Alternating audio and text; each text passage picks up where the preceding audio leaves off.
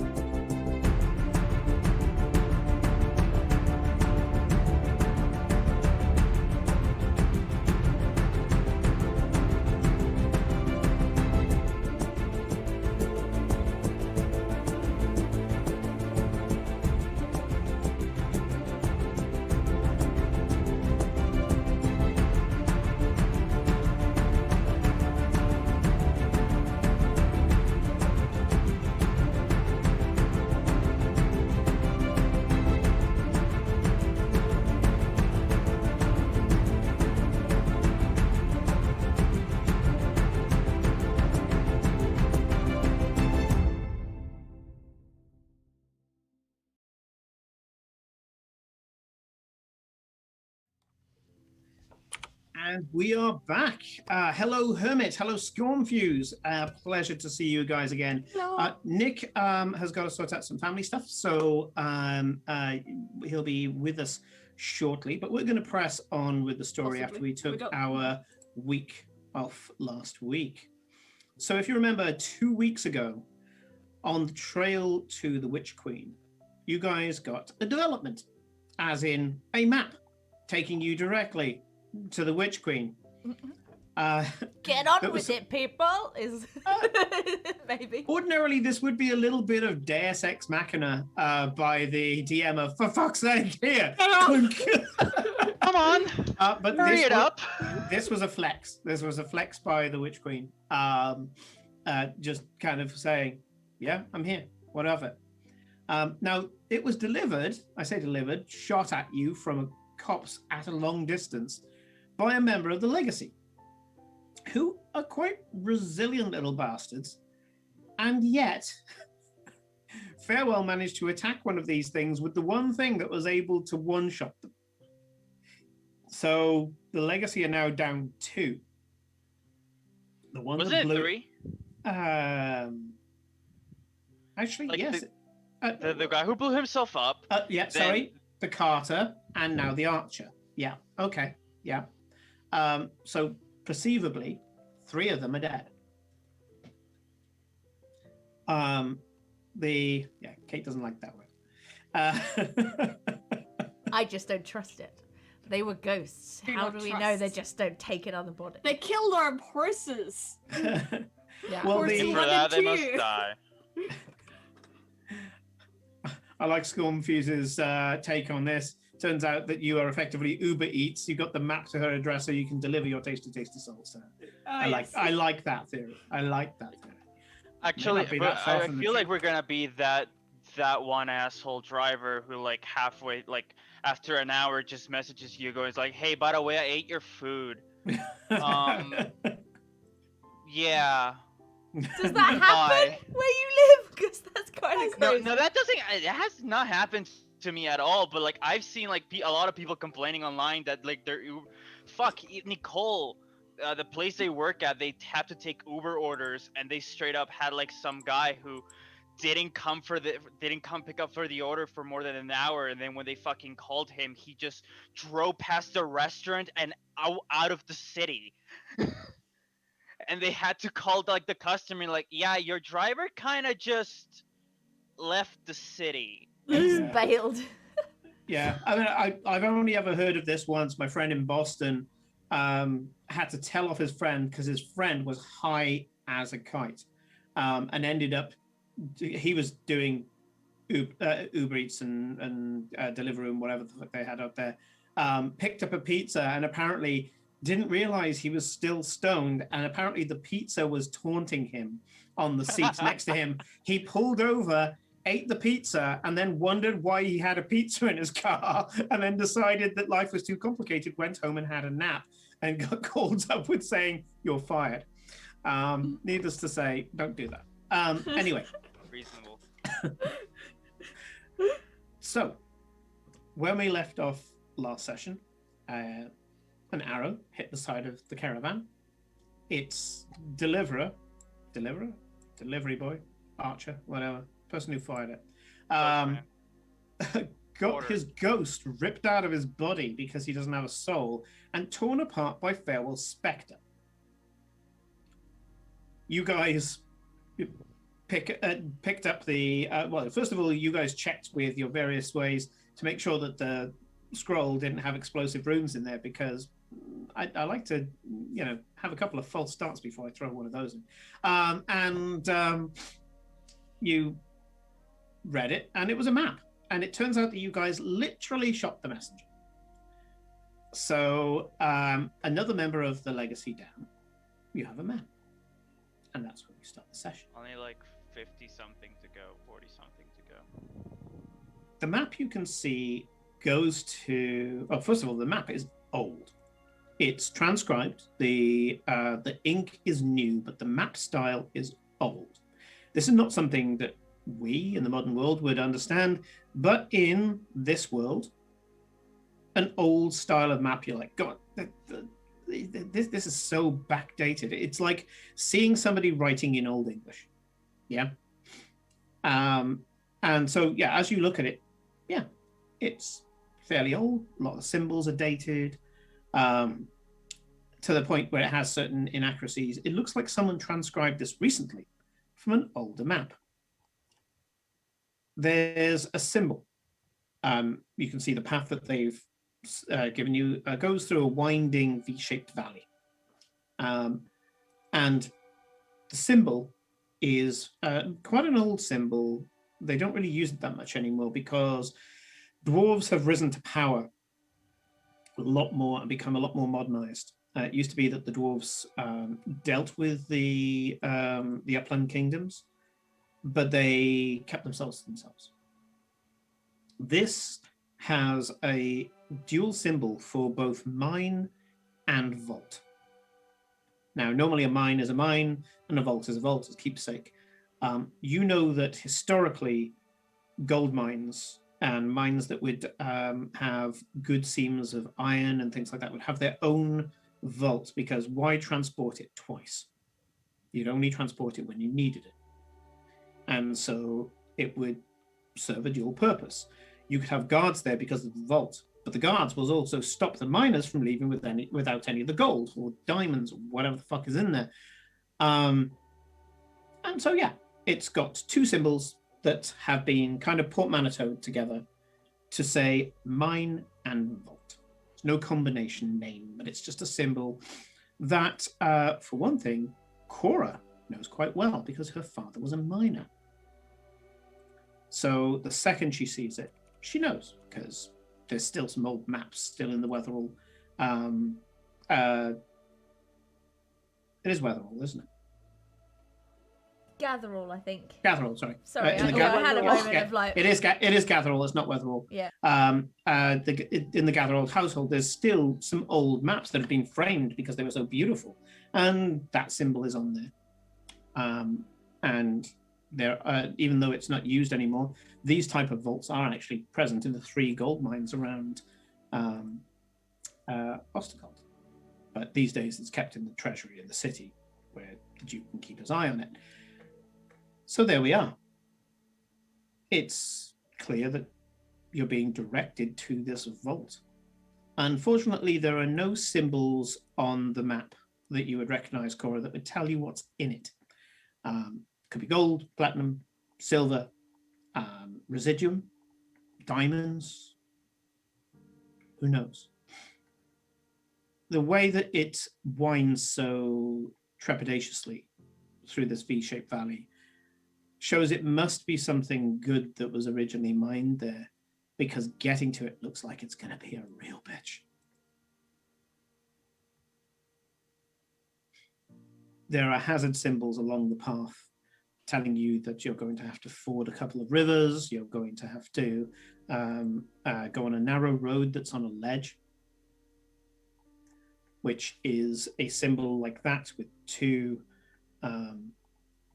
vertical bars going through it. It's a path that could be made more deadly than it already is.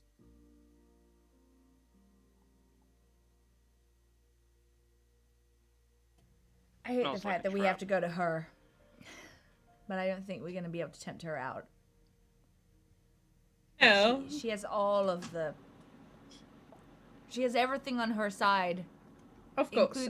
There is power in choosing your battleground. It is why we try to do the same. Yes, that's exactly my problem. That's exactly what I'm worried about. She has everything in her favor, and she clearly knows we're coming. She could throw anything at us before we even arrive, and then she has us trapped in this vault. This doesn't sucks. help that like the entire route there seems prime for ambushes. Yeah, that's my point. Like before we even get there. Well, could we take, instead of taking the long way around with the cart, can we take the carpet? I think we can take the carpet. Yes. I think it's probably the safest thing. But Especially since we don't have any horses anymore, so we can't actually move the cart. I mean, they did give The us carters horse. gave you horses. Yeah, Oh, yeah. okay, yeah. Okay, got horse. before 2 they and 3 then now. went, nope. Yeah. Then they left. Your 2 small plodding horses you've got a proper cart horse here. Big, wide-hoofed, almost Shire horse. This thing's a beast. The horse names are 2 and 3 instead of 1 and 2. Because 1 and 2 are dead. Do not name the horses. Don't name the horses. Don't name any animal. Don't name anything you think the GM can use against you. That's everything. Exactly. Well, I don't know. Simon, is the route that the Witch Queen has laid out for us? Don't tell me it's the quickest path to the destination. It seems to be the only path to the destination. Oh, that's this V-shaped valley seems to have, along its lengths, depending on which twist or turn, cliffs on one side of the river or the other. The river is fast flowing, being contributed to, and it has a quite a dense canopy as well. Yes, you could take the carpet. You just need to find a decent place to come in. You could probably get past most of it at your level, which is why the bunch of encounters that I loaded onto my phone, I have put in as tentative. So, yeah. Is Farewell going to be cool with us leaving the caravan behind? I think in the face of common sense, probably yes. You could park it up at the next wayside tavern. I would have thought we can also sort of put something on there to, like, you know, magically seal it from anyone or something like that. I'm sure. I mean, I already put my rune on the door, so any spirit, so hopefully any of the legacy won't be able to go into the caravan. Yeah. Yeah, I mean, the fact that I can just teleport us back to it should be enough to appease the Farewell. Yeah, that's fair. Simon, by the way, sorry, go ahead. No, I was gonna say, because with the carpet, we'll be able to take a different route rather than the one that the map tells us to. I agree. I think I'm leaning also towards the carpet. The only thing I wanted to ask Simon is the thing that I can do where I can mark a door so no spirits can come through. Is that like permanent, or is that something I have to do every now and then to like refresh it, for lack of a better word? Because we're following the Wiccan spell, 1 Luna month. All right, so it should hold for a while. You're right. Yeah. All right, well, I'm down for using the carpet. Fantastic. Okay. Yeah, we should be prepared that I'm pretty sure that she's probably, I mean, she has a whole load of mages near her, so the ability to stop magic and for us to plummet to our deaths is very likely, so we should be prepared for this. I have a scroll of Featherfall that I've had for a long time. That's it. It's the only reason you're bringing it up is should we fall? No, I'm just letting the DM know that I know what he's thinking. It's like, Simon, I know why you're smiling. I know why you're looking down. I know that you're looking up to dispel magic. Well, you can't dispel magic of magical items. Yes, you can. Well, I'm it sure disrupts you can. the magical item for as long as the length of the spell. Which is like a second for the spell magic. The scariest second of your life. Yeah. I think it's a round. Why do you think I'm looking it up? I remember there's something about when you use dispel magic on a magical item, it disrupts the magical item's function for X amount of time. That's why I was looking at it. Like no magic fields and various things that it is very likely. Anyways, Yeah. It's the quickest. It's the quickest way over there. We avoid hopefully a bunch of traps and ambushes that will just gonna delay us. I'm not saying we shouldn't use it. Yeah. I'm just saying we should be very aware that we either want to be Absolutely. very high and come in very steep, or very low, so that we can jump. You know, like that's all Okay. I'm saying. I have the errata here. Okay. So errata March 2016. My God, 5th edition's been going for ages. Well, that's the original one that came out in 2016. Oh right. Yeah. Well, okay. I can't find any newer errata, so that should be it. And that is, dispel magic has a particular purpose to break another spell. It has no effect on a vampire's charm ability, for example, or any other magical effect that isn't a spell. It also does nothing to the properties of a magical item. It can, however, end a spell that is cast from a magical item or from another source. Yeah. So it would have to be an Arcana roll by this very powerful Arcanist to fuck with your magical item. Yeah, they would be a much more powerful spell than the spell magic. Yes. Okay, that's fine. You are. I'm not even going to get you to roll because you preempted a lot of stuff, Cora. As Cora's saying about this, although I don't know if it was Cora or Kate that was saying it, but I'm going to say it was Cora.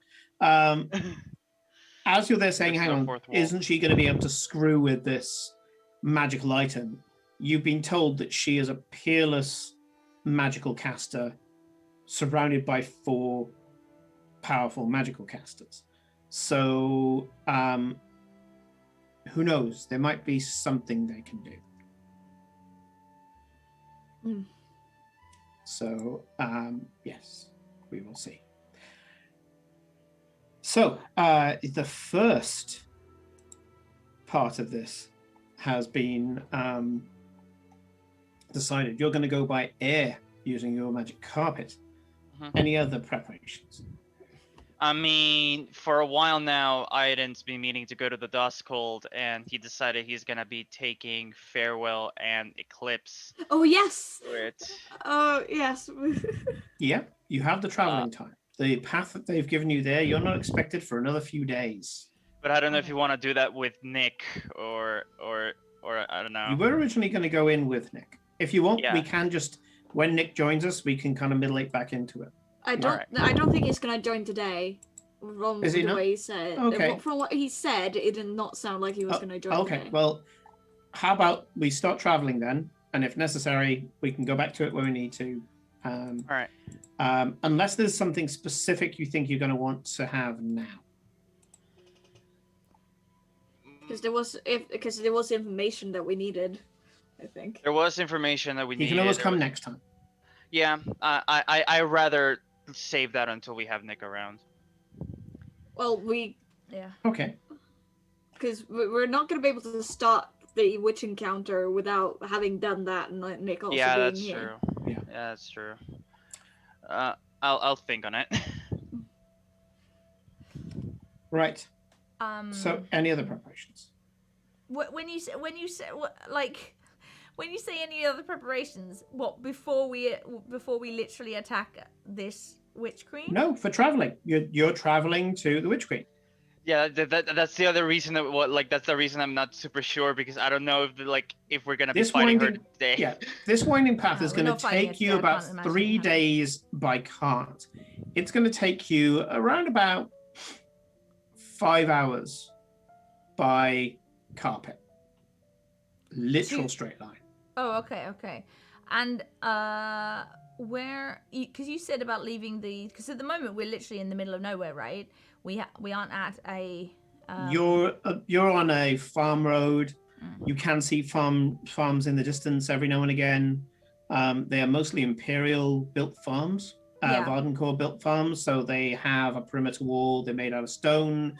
There are labor houses on the farms as well, so it's quite a large thing, and it's probably got. But not like in where we upwards of can about leave 30 the people there. caravan stuff like that. You can go to a farm if you think that farm is reputable and pay them to stable your I'll be caravan. honest.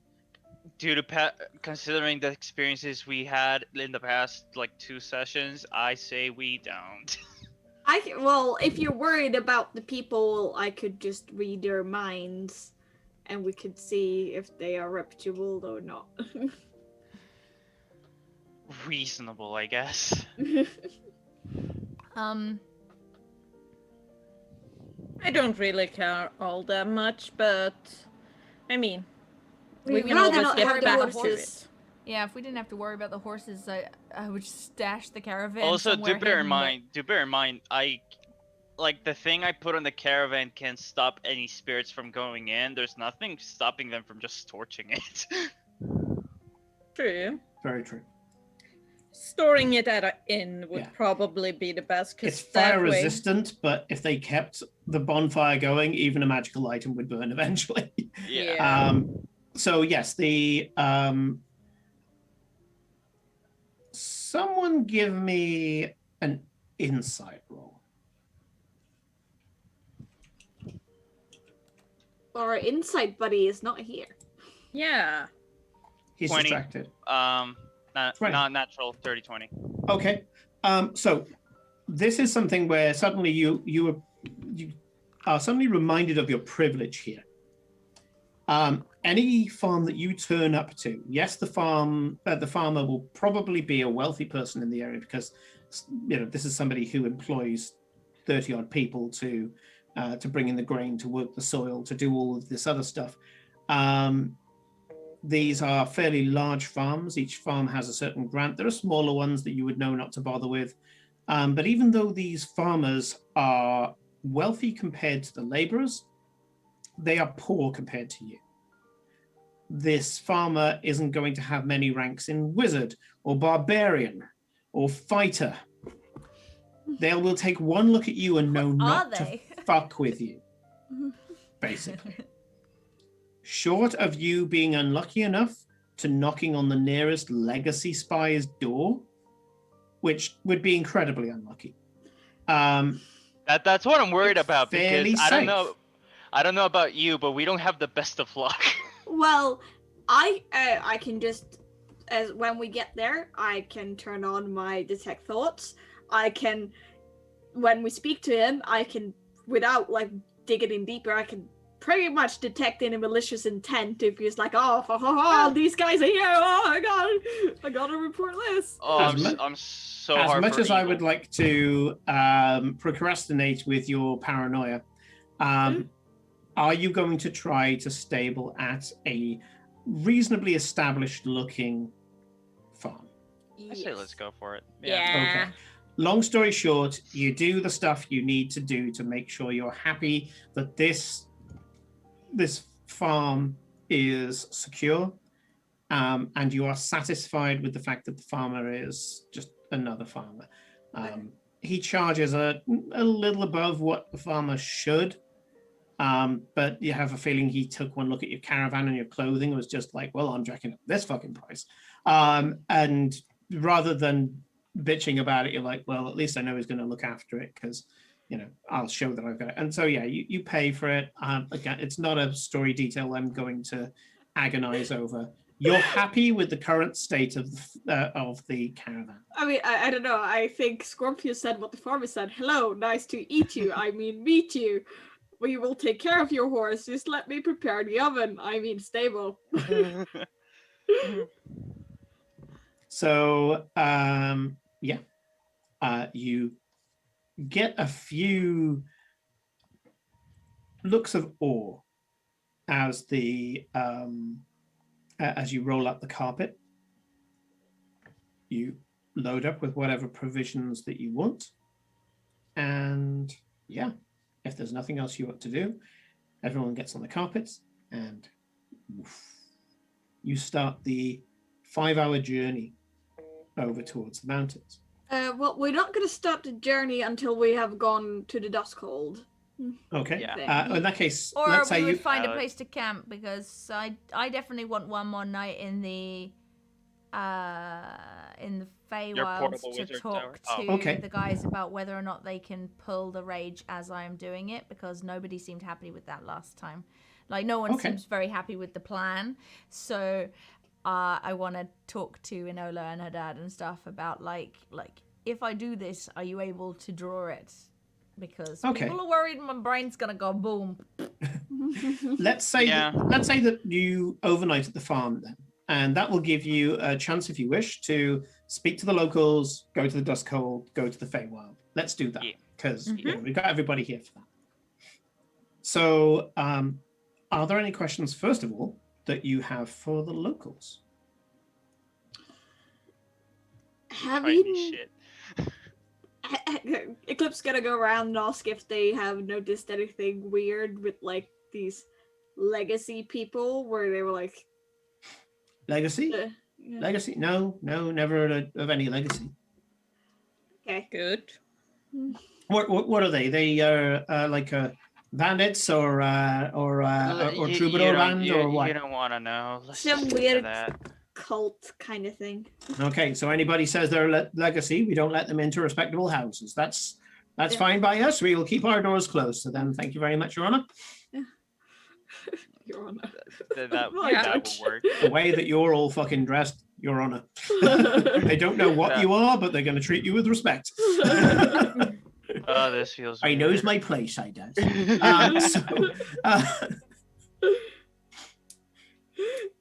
How does Glory deal with the farm and like all the horse poo everywhere? There are some not very nice smells around here, Glory. Yeah, nah. She's not happy, but like, kind of gotta do what you gotta do. I have no much of a choice here than to just suck it up for the time being. But she is like being like, okay, so are you guys ready to leave or not? Like, can we go now? Can we go go now? Can we As go the sun now? goes behind the mountains, and she's like, "We're staying here all night, aren't we? We're staying here all night." And we're like, we'll leave as soon as we're done talking with the locals, and then this takes like 5 hours. They offer you at very reasonable prices after skinning you alive over the stable cost. They give you very good prices on meats, cheese, things like that, farm fresh, all good fare. Very little seasoning other than salt, Felicia. So Glory's probably not that pleased with it all. But for the rest of you, this is good hearty fare. I mean, it's good stuff, you know. And speaking as a guy who only 10 minutes ago had some farm shop beef, and it was very lovely. Anyway, so yeah, you they give you some good honest fare. They're open to questions. You seem, you know, fairly reasonable. They don't know what your symbols mean, but they know it means something. So they want to make sure that you're happy, and that potentially other members of your organization might come. I'm gonna ask if they have seen anything weird around their homestead, like anything shambling, anything that. You can always phrase it like it's a routine question whenever you stop at a place, because. Yeah, like he's not gonna like Aiden's not gonna be direct like, hey, yo, have you been seeing zombies around? But he is gonna like imply, hey, have you seen anything that resembles undead? Not as around here. I mean, we've got the border walls for a reason. We're out here away from the nearest Imperial patrol. I mean, the patrols do go past, but they're mostly to do with the road and the bandits, not anything else. You understand? Yeah, they no anything else. No, that kind of thing only happens in the mountains. That's you hear of people coming across, mostly hunters. We do get stories from the hunters. I mean, they're a skittish lot anyway, but we do get the stories of them coming across homesteads up there. You know, people who try to live off the land and live an honest life. You do hear that they just go to the homesteads and there's no blood spatters and the door's locked and all the rest of it, but there's nary a soul to be seen. And eventually they send like a paladin or someone like that up there, and they kick the door in and find out that sure enough, either it's a home that's belonged to some old person who's just died in the night, or Or yeah, sometimes you get these weird instances where there's just nobody there anymore. That sometimes there'll be like food laid out on the table or something, and the people are gone. I mean, we're not that sketchy around here. We're hardly lost around here. I mean, as far as we know, it could be that some family wanted to have a quick walk in the woods, maybe grab some mushrooms or something like that, some berries for dessert. They'd already set the table for food. They went out there, came across a mountain lion or a bear or something like that, and it happens. People die, and you're not going to find the bodies. The bears or tigers or whatever. Tigers. What am I fucking talking about? Oh There's no my. tigers around here. But yeah, Tigers. Bears or mountain lions. They're not going to leave anything behind. You'll find some scraps of clothing maybe or something, but. No, yeah, all that nasty stuff happens up there, and so yeah, it's a rough life out here, but it can be rewarding if you survive. All right. Peaceful, you don't get any dirt of the city. You don't get you don't get any of the crime out there. They no bandit knows to go that far out. Thank so, you. Yeah. Thanks. Yeah. Like. I think that's a little too much than what Aiden bargained for, so he's just gonna go back to his meal. Aiden pieced out. He has left the conversation. Yeah. The thing that you get from it is that life, especially around that mountain, is rough. It's outlander life. And you realize it's probably a really good hunting ground for the Witch Queen. Witch Queen could go and take out an entire family, and people would just go, "Oh, it's probably a bear." That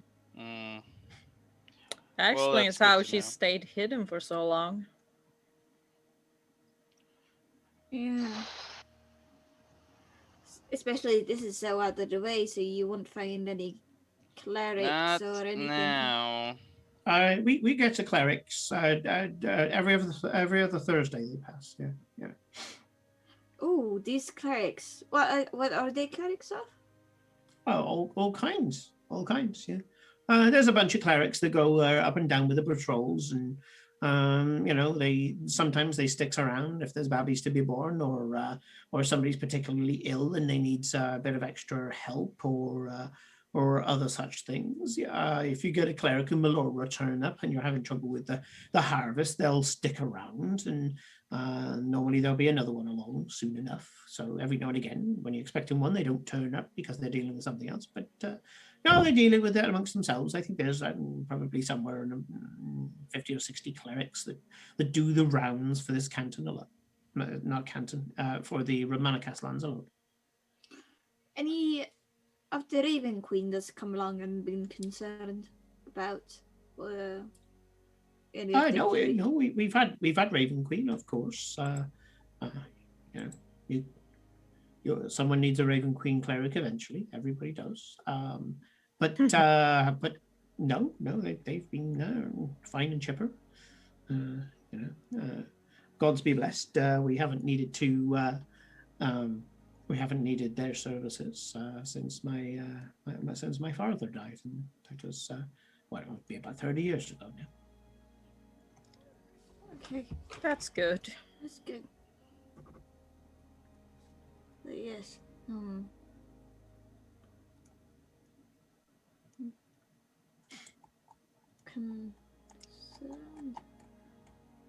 Well then, Eclipse, shall we let them get back to work? I'm sure you have something to bug Aiden about. Yes. If I may ask, what are you going to do with that big old rolled up carpet there? It flies. It flies. Oh well, okay. That makes a lot of sense. I was hoping we weren't going to put it around here. Pretty much everything's covered in shit. But okay. So you're going to be flying. So you'll be flying off and flying back, will you? Yes, that's yes, that is the plan. All right. Do you need to go to the city in an emergency? I'm sure you're very important people then. Yes. All right, well, there we go Something then. like that, yes. Yeah. Oh, yeah. Well, in that case, yeah. Well, in that case, if you need to go off to the city, that would be that's certainly a useful way of doing it. We has to travel the old-fashioned way to good fast horse to get us to the city. But okay, no problem. We can look after your little caravan there, and when you come back, it'll be here.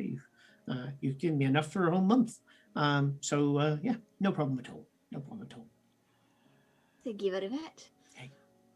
Anyway, I'll Have a leave nice you evening. fine folk to it. Thank you very much. Yeah, thank you for your business. Yeah. And he toddles off. Little halfling guy.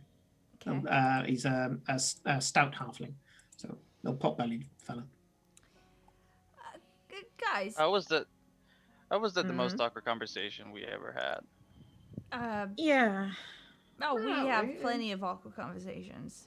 Yeah, but that's like top 3 for some reason. Yeah, fine. I didn't find it that awkward. I kind of zone out to the awkward conversations, so that I feel like we probably have more than I notice.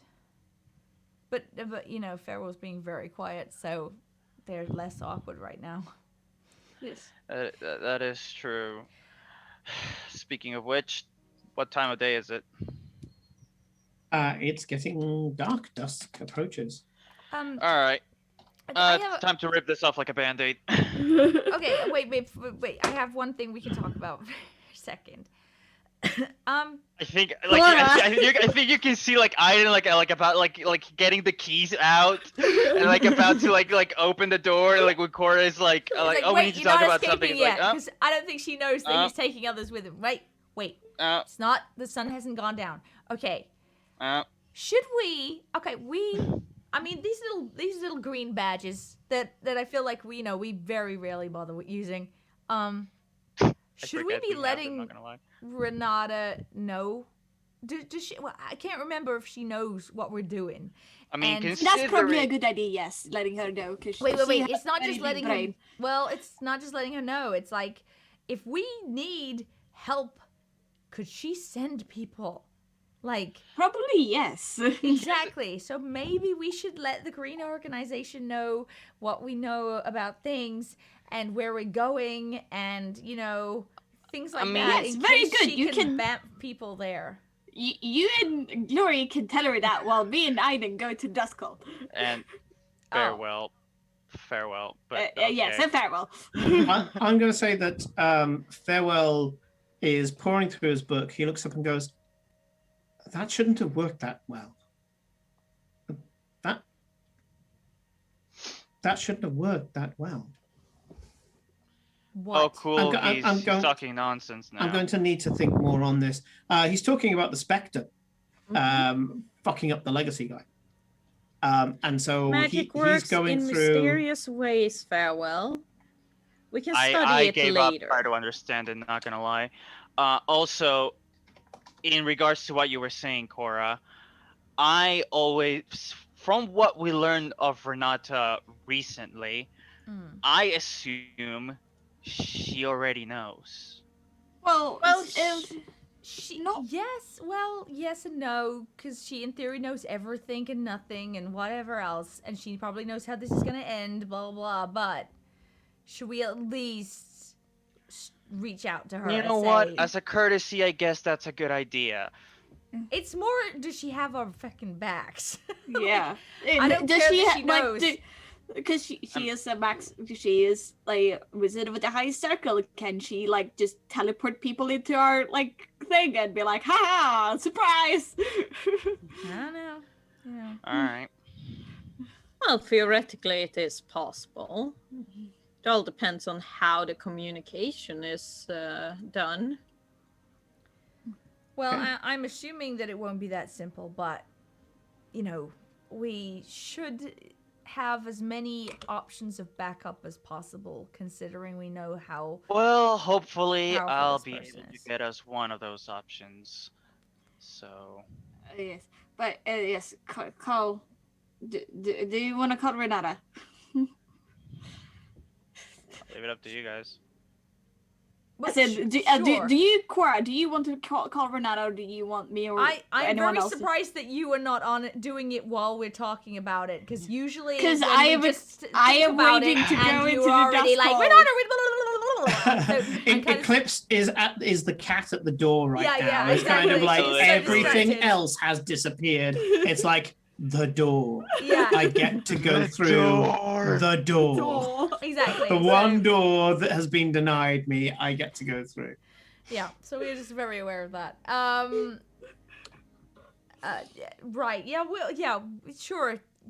Do your trip to Neverland, and we'll talk about it, Glory. Right? We can figure this out. Yeah. They can It's just do a their phone call. darkness thing.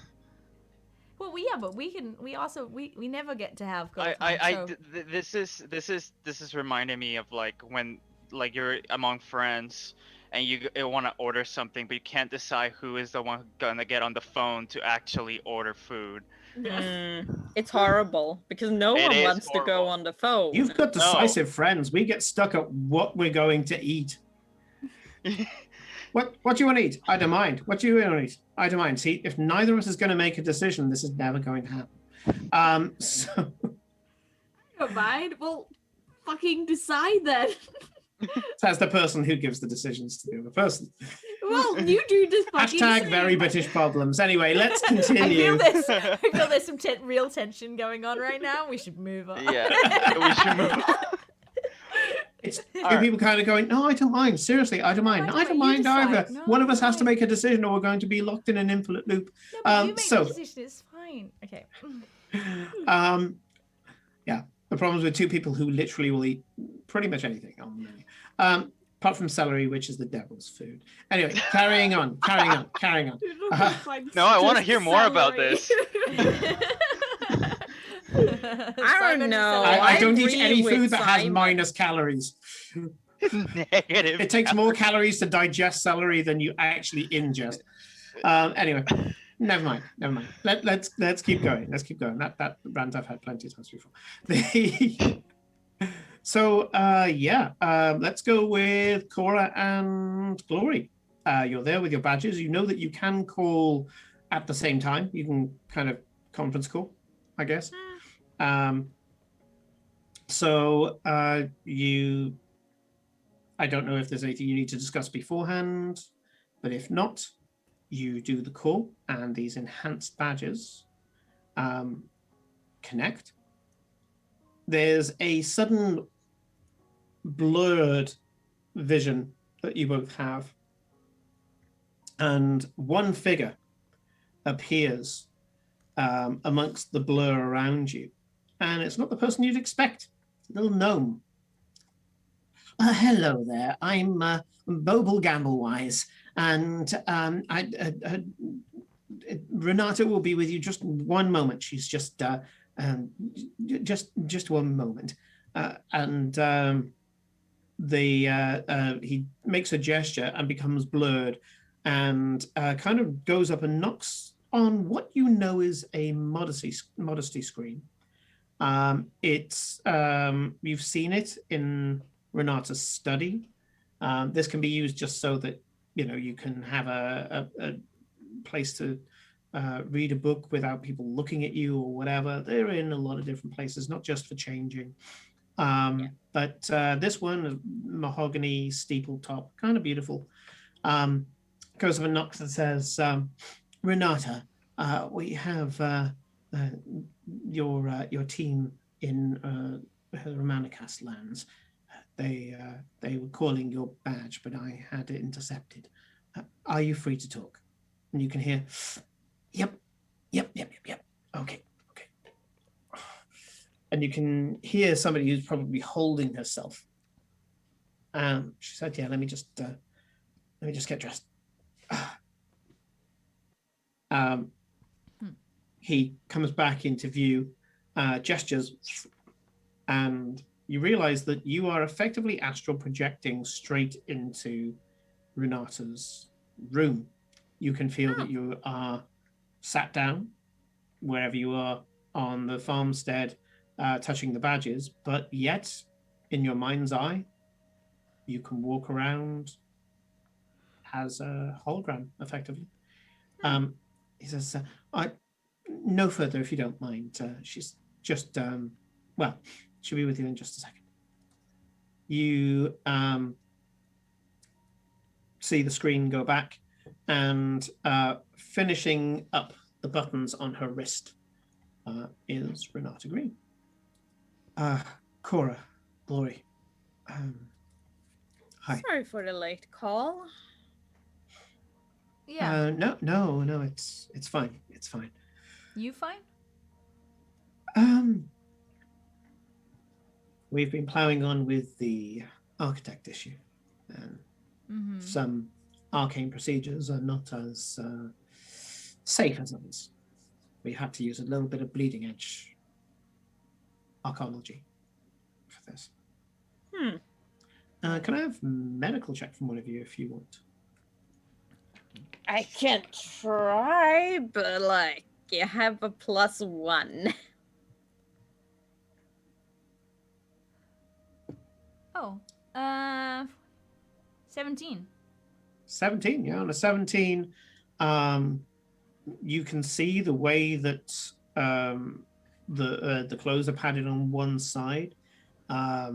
She seems to have a dressing on, padded dressing, just underneath her right collarbone. Back here. She seems pale, not quite poisoned, but you'd guess maybe a low-level shock. Are things getting worse? Decisively, yes. So, We'll be back in the city soon, hopefully. if your last report is anything to go by, I believe that your avenue of inquiry, albeit that it started for different reasons, is going to be an asset to us. Yeah, we know her location now, but we encountered something called the Legacy. Apparently, the Witch Queen has undead servants all around the Vadencourt. It's a common tactic amongst the greater undead to have lesser undead minions. These sound more intelligent than the average skeleton, though. No, Renata, that's not the issue. We can deal with the lesser undead without any problems. These ones were very similar to Olivia. The bodies were still alive. Similar to... And she stops. Similar to Olivia's nature. Yes. Olivia is incredibly powerful, more powerful than she realizes. She chooses not to use it sometimes, but she is incredibly powerful. Yeah, well, this is why we're calling. Yes. Because she has a few of them, apparently. And that's only the ones we know about, to be honest. This is going to be a problem. We managed to dispose of a few of them, but... Also, not many people can do what I did to Olivia. Yeah, we assumed as much. I did it with the best of intentions, but I was trying to save her, but I only had arcane power. But that's the point. Olivia now is a spirit and a flesh golem. The enchantments that she has on her will repair her body over and over again. Someone could put damage to her body that ordinarily would kill a person. At the most, even if they vaporized the entire body, all it would do would kick her out. She would be left bodiless, but we've since managed to train together to the point where she can step in and out of her body at will. I would simply have to make another construct for her to inhabit. It wouldn't be her original body, but I'd be able to give her something. They performed a similar thing where they tried to escape their body. Farewell was able to intercept it, though. Thankfully, you have a specialist there. Yeah, I don't know But how the many fact times that she's able these to do it. these supposedly really powerful undead themselves claim to be nothing. Nothing? What do you mean nothing? The way they talked, it was as if they thought that they were not powerful at all, that they didn't have any power. Well, compared to their master, they probably wouldn't. I did what I did to save Olivia. I liked her. She reminded me of someone from my past, somebody I was very fond of. And so when I did it, I built it around her. I built it around the fact that her spirit was trying to hold on to life. She was refusing to go through the gate. She was refusing to go to the Raven Queen. She wanted to stay. She wanted to fight. She wanted to protect. I bound her to her body because she chose to stay. I gave her her own agency.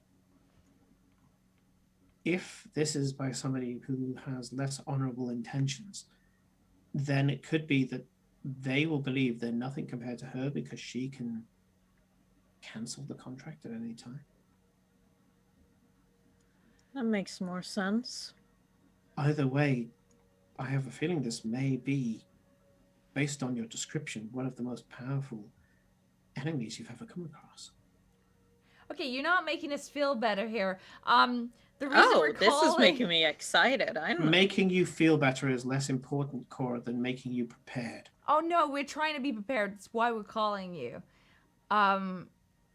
Because she's dictating the place, the time, the everything. She has these minions. She has at least, I think, 4 mages Wait, protecting dictating the place? What are you on about? And I'll can we show, like, if we're like there, can we show her the map somehow? Yes. Yeah. Yes. So I'm gonna show her the map. One of our minions showed up earlier today, blew himself up, and we managed to safely stop at a distance. Okay, so that's a power move showing that she has followers that aren't afraid to destroy themselves. Yeah. And he gave you this map before blowing himself up. And the Yes. map was sent No, by the another. The map map was fired sent by by an arrow arrow. by another one that Farewell killed. You're not here. No, I'm just reminding the other Yeah, people. Oh yeah, yeah, was- that they know. Yeah. And I'm deliberately NPCing. Okay, so yeah. this was delivered by another one. Yeah, one blew Yeah. themselves up just to try and hurt us, but also probably just because to taunt. And another was actually traveling with us. We figured that one out.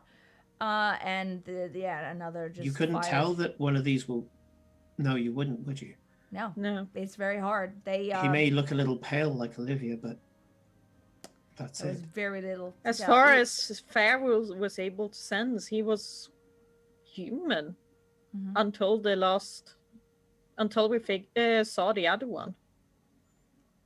And figured Farewell it out. examined him, and he was still. He was properly literally alive. standing this close. He could hardly tell. Then different to Olivia. Olivia's body was was dead. I had to convert her body into an arcane construct. If this person was living, breathing, eating, blood pumping, and not an approximation of it, which is how I made Olivia's body function, then this is something different. This is more to do with necromancy than arcane animation. Okay, that's good. Necromancy we can work with. Okay. So, hang on. One of them blew themselves up. One of them traveled with you, and one of them delivered a message. Yes. And we think we saw another in a town who was basically kind of the mayor. She has them positioned all over, and they are hard to figure out. Well, her messages are clear then, surely. She is taunting us. My people do not fear death. My people are everywhere. Mhm. My people are connected. Yep. Was there anything about the one that delivered the message to you? We didn't get a good look, to be honest. They were just a kind of archer in the woods, and Farewell snuffed them out pretty quickly.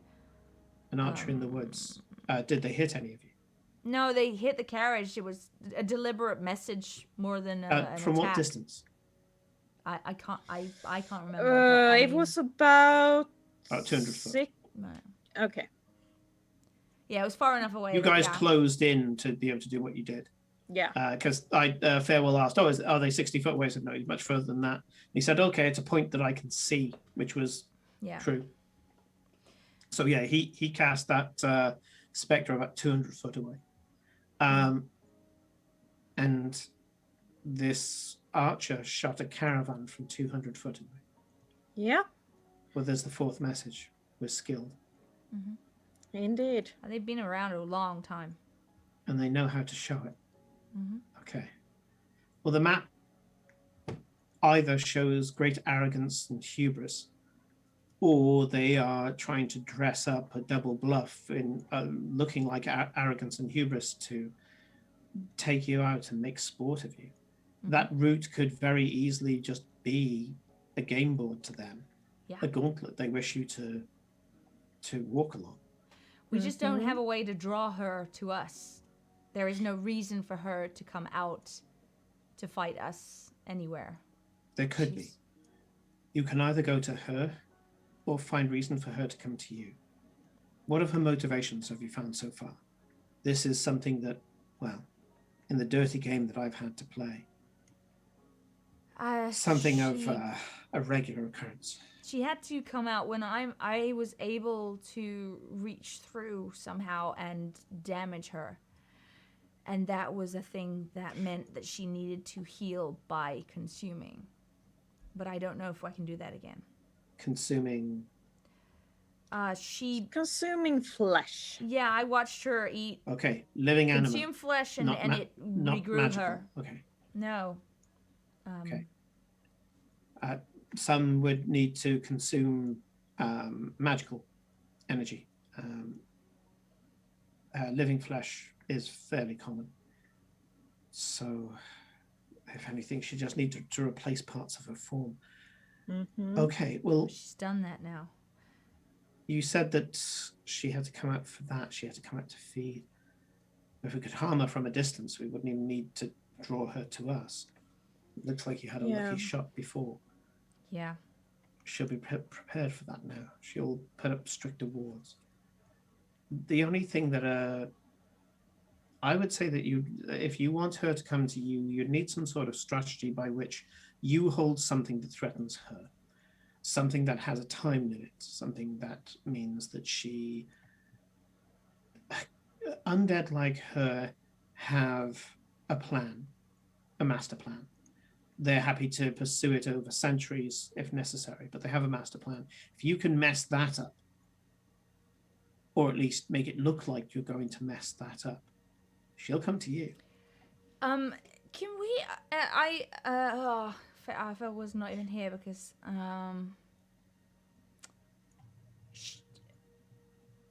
Hold on. What are you thinking? I'm trying to think what I know, and... We know that she was there in the past when we were in the kind of like flashback kind of thing, right? Mm-hmm. Did I see that? Did we see that? I sure didn't, because I wasn't in the flashback. You weren't there. The flashback to the caravan, yeah? Yeah, basically, okay, so my thought was, she seemed to have like this, she has this suit, I for some reason in my head it's a suitcase, which I don't think... It's obviously not. There's a box, right? She has a box that she kind of sucked all of Farewell's family into, right? Some of Farewell's family, yeah. Some of Farewell's family were sucked into this box. And this box and these souls seem to be a key for something. If we can either get that box or pretend we have the box, and she doesn't think she has it anymore. But she somehow. has it. I know, that's, yes. Yeah, but we want it anyway. I mean, Farewell wants that box. That's one of the main reasons we're going for One this. of the reasons why you're going to the Witch Queen is to get that box from her. Pretending you have the box, you kind of go, no. It's right there. Yeah. This box. Right I know. Here, well, I know. This is why I'm sort of musing it aloud. But like that, I don't know what else we have that she would want, unless it's more souls. But Farewell's knife. well, if she A wanted key that, to she knows cross she the has that. borders. That's what she needs. That's gonna be her final piece, I think, to True, create but this utopia. All we need is to taunt her. I doubt that It'll- she'll want any. She won't come out to you for an asset. She'll wait for you to come to her and then take the asset.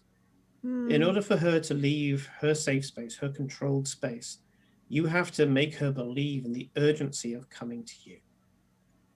could we? Speaking as okay, a career manipulator. this is probably a stupid thing. Could we create? Could we go into one of these spaces and taunt her into one? But is that giving her exactly what she wants? Well, the only safe space that she will have is the one that she's waiting for you in.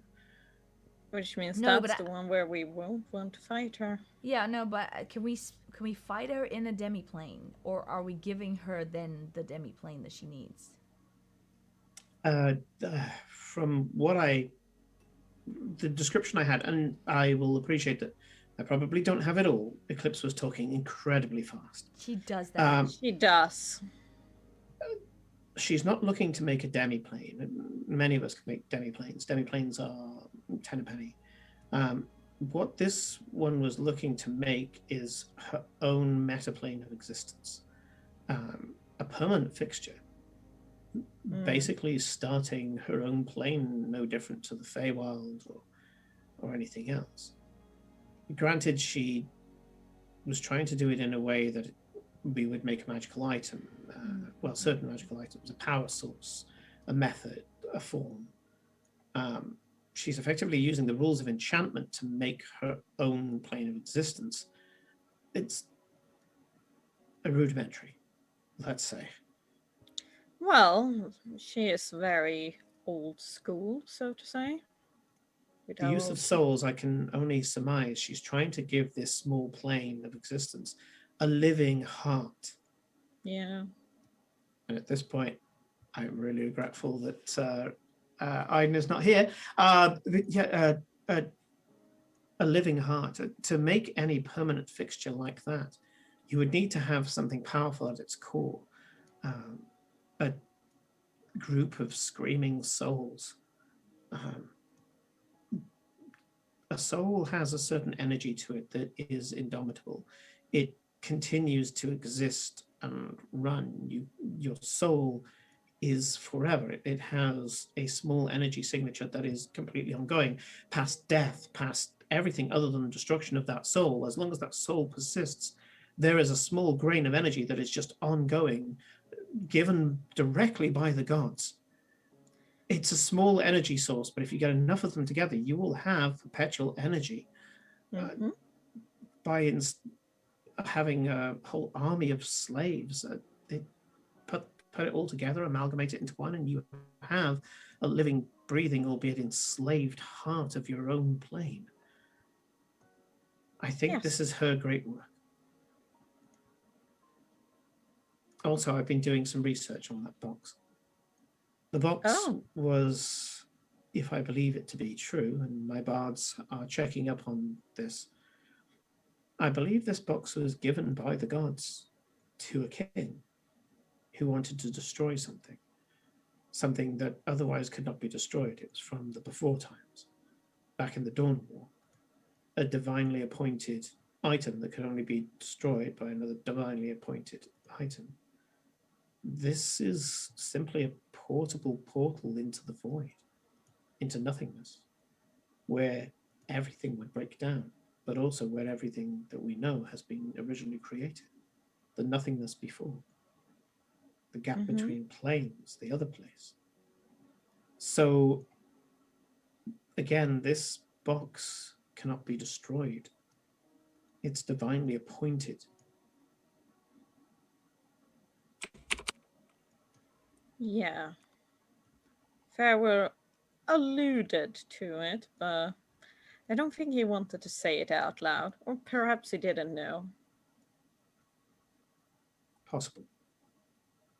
But if true, his family have been looking after an artifact that is as ancient as it's likely to be, created by the gods, by Moradin himself. Moradin and Corellin, if the stories be true. This is so old, it predates even the Raven Queen. Raven Queen wasn't even born.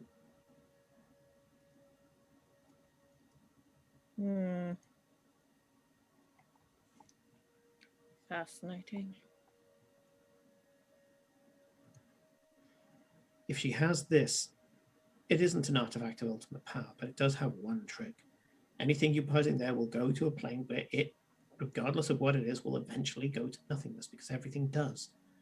That itself is divinely appointed. So if she's using that, that could be what she uses. And an arcanist, a very skilled and talented archivist, certainly certainly somebody as old as her, would be able to get around something as simple as the small size of the box. Yeah. I mean, do we have... I mean, considering this seems to be her one possession, one key, I'm going to assume that we don't have anything that could just take that box from her. No, you'd have to physically go and get it.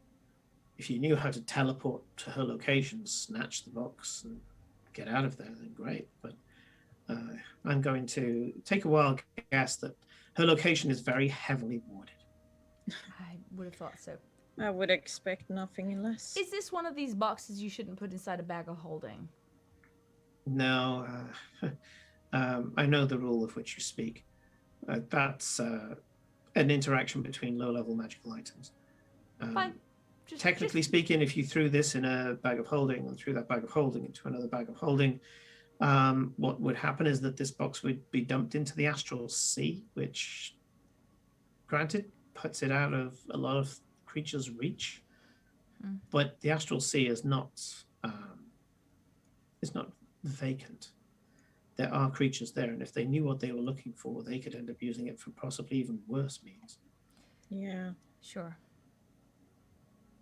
Ironically, the best thing to do with this box would be to put it in a box like this box. Because the writer loves this kind of pattern. You can't get rid of this box, because the only thing that gets rid of this box is this box. Put the box inside itself. What?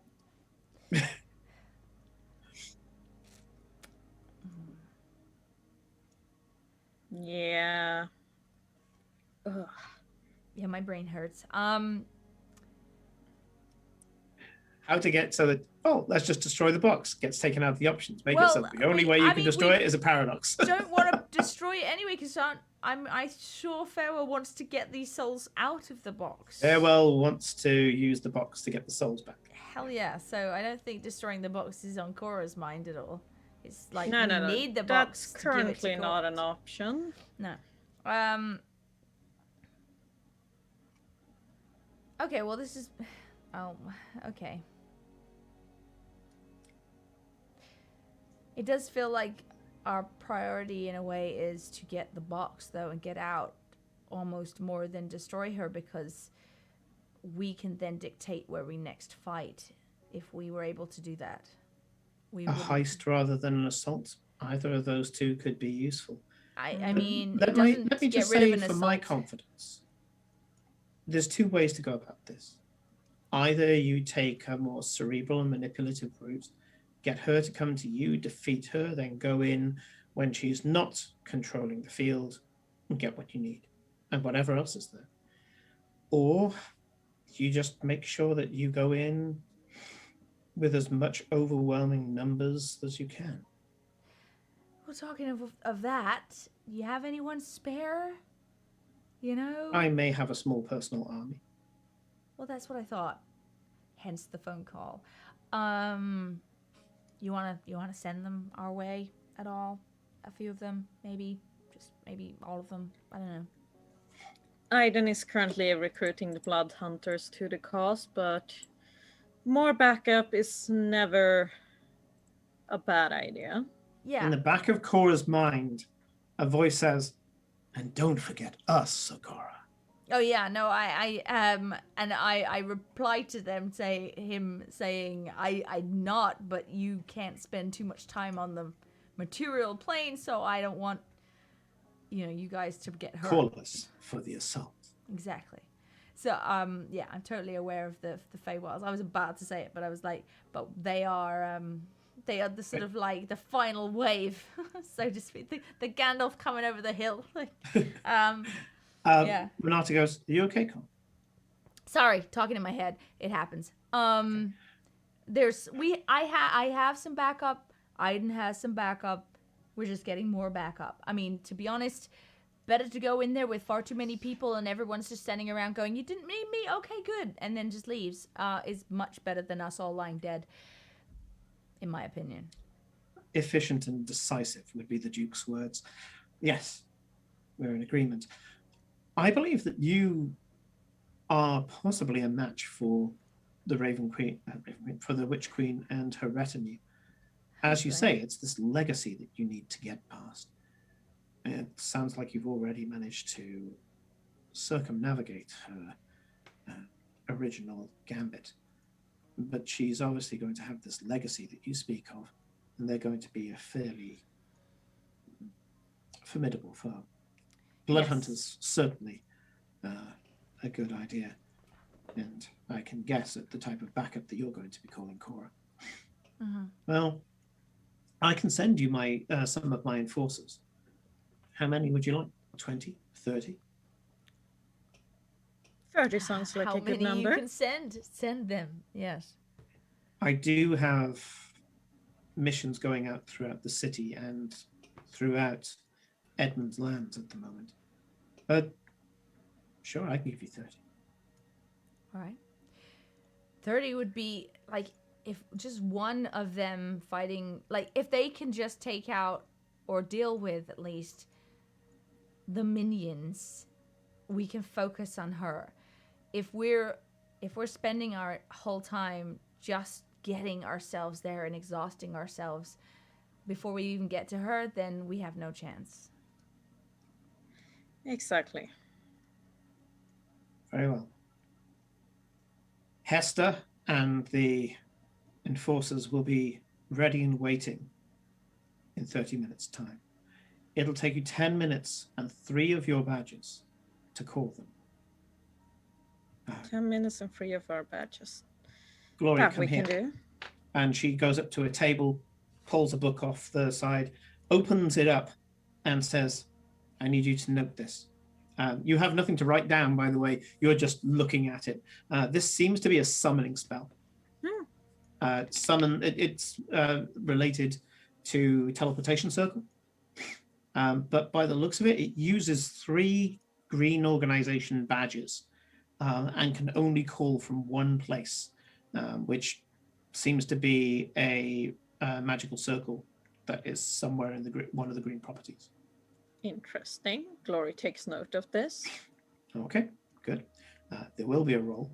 Of course there will. I'm afraid this is only a ritual. We can't get it down to a single cast.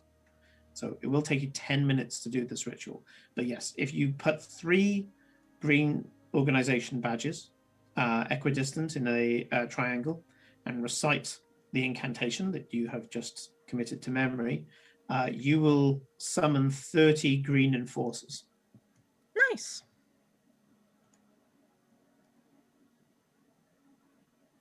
Nice. Is there anything else? No, I think you helped out with the most important part. That is figuring out a little bit of the motives. Yes. Remember, this is more like a game of chess or 3 Dragon Ante. Make sure you know what she's up to. Of course. Incidentally, I need to play 3 Dragon Ante with someone. Oh, maybe I can find that on Tabletop Simulator. You Okay, probably right. can. Okay, it's Easter weekend. I might be looking that up. and maybe roping some of you guys into play. I miss it. I really love that game. I think I've got Emperor's Gambit, but I haven't got the original cards. I need to get us out. Yeah, you. We have a ritual to summon backup. Nice. Yes. 30 green enforcers. These are city enforcers. You know Hester already. I've mentioned. Well, you met Hester in episode 1, and yeah. It's been a while. Yeah. And with that being said, don't want to be that guy, but should we take a 10-minute Yeah, break? we can take a 10-minute break because we just hit past. It gives you guys some. This is very much the planning session. So when we come back, we will be going to the Duskhold and the Feywild and whatever else you guys have as a coming together at the end of that to make your final plan. So Cool. We will see you in 10 minutes time. See you then. See everyone. Yeah.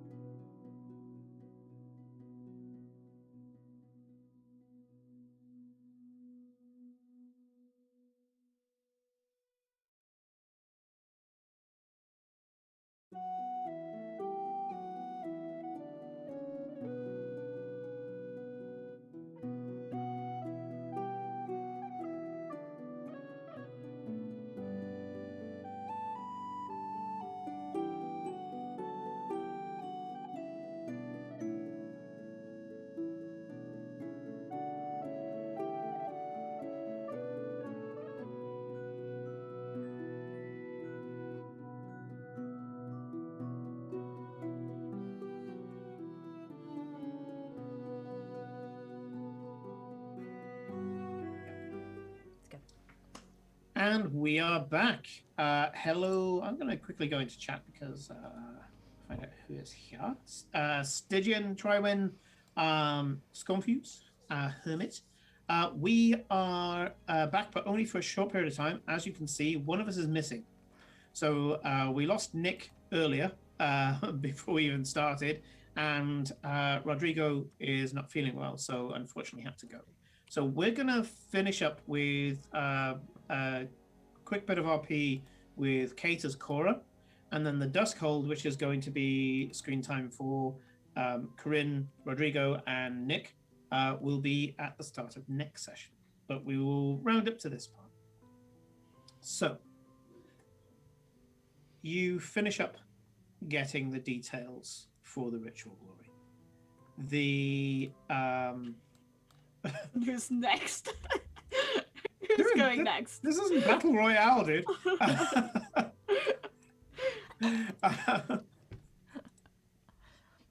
Although I was saying that, I want to do a kind of Clue/Battle Royale crossover at some point. Go a bit Agatha Christie. I think that could be the next No Roles, No A Rules. whodunit. Yeah. As everyone gets eliminated one by one. Yeah. So I'll start writing that up. I think I'll have that quite fun, especially if there's no system I have to worry about and it's just a story. Anyway, so yes, Glory, you have the ritual. You're pretty sure you've remembered it all. It seems fairly straightforward. It's in your wheelhouse. You focus quite a lot on teleportation, translocation. Yeah, you're fairly happy with what you've got here. And I would like you to note down something for me, Felicia, because it's on you to tell me, not for me to remember. Okay? Note down on your character sheet or your notes, whatever you keep for this game, that if you successfully cast this spell, that you get to do a research roll. But you have to bring it up with me. It's your job to remember, not mine. So if you successfully cast it, you can do a research roll. Mm-hmm. Okay. Night hits, and Aiden begrudgingly walks up to what seems to be a bare piece of land. As he approaches, this heat shimmer appears in the air, and the closer that he gets, a large arched doorway appears. It seems ghost-like to everybody, including Farewell and Eclipse, until Aiden looks at the door, then Eclipse, then Farewell, and to Eclipse and Farewell, the door suddenly becomes solid. It's still fucking shut. Aiden goes, well, here goes nothing. Opens up the door, and the door is opened by the barest fraction before the cat slinks in. Like gives... using my feline agility, like double moves, with triple dashing, everything. Anyone who's had cats has seen this happen. You know, like cartoon style, like let's go. It's like, I can't wait the extra femtosecond for you to open the door fully. I must get in while it barely is open enough for me to get my head through. And this, again, if you have cats, you've seen this happen. Eclipse dashes through. Aiden gives a weary and slightly shuddering, opens a door up, and gestures with mock grace for Farewell to step through. Aiden steps in, closes the door, and the doorway disappears. Cora and Glory left, and Cora starts to get ready to disappear. You enter your room, and Glory. Before I do, Glory. Yes. So, I need to talk to them about this spell that I've been given. Yeah. And if there's a way to help filter some of this, or siphon it off, or whatever. Mm-hmm. Is there anything else? Because I don't know whether we'll get many more nights that I should ask. Or, I don't know how we did this last time. You could potentially come with me again, but I don't know if you know you're coming. Well, I do believe that once I fall asleep, you can simply pull me to your location in the Feywild. That's how they work, after all. I have got in my notes here that Cora has explained that dream was real the last time you were there. Yeah. You'll still, in the moment, believe that you're dreaming, and there'll be a sense that it's not that real. Yeah. So you'll be a little more reckless, I guess, and a little more distracted than Yeah. Cora will be. Sure. Cora has complete lucid control, whereas you can end up being kind of flitting off with the fairies, almost literally. But once you're there, you will remember in your dreams that Cora told you that it was real. The problem is that the dream itself could be that you remembered that Cora said that the last dream was real. It goes a bit Inception-y after that. Yeah, sure. Once you wake up, you'll be able to confirm, yes, that is a real memory. Yeah, sure. Okay. Well, do you want to do that? Do you want to come back again? Like, if nothing else, it's a cool dream because the place is pretty wild. Like, I haven't even shown you the Sunhawk that I have.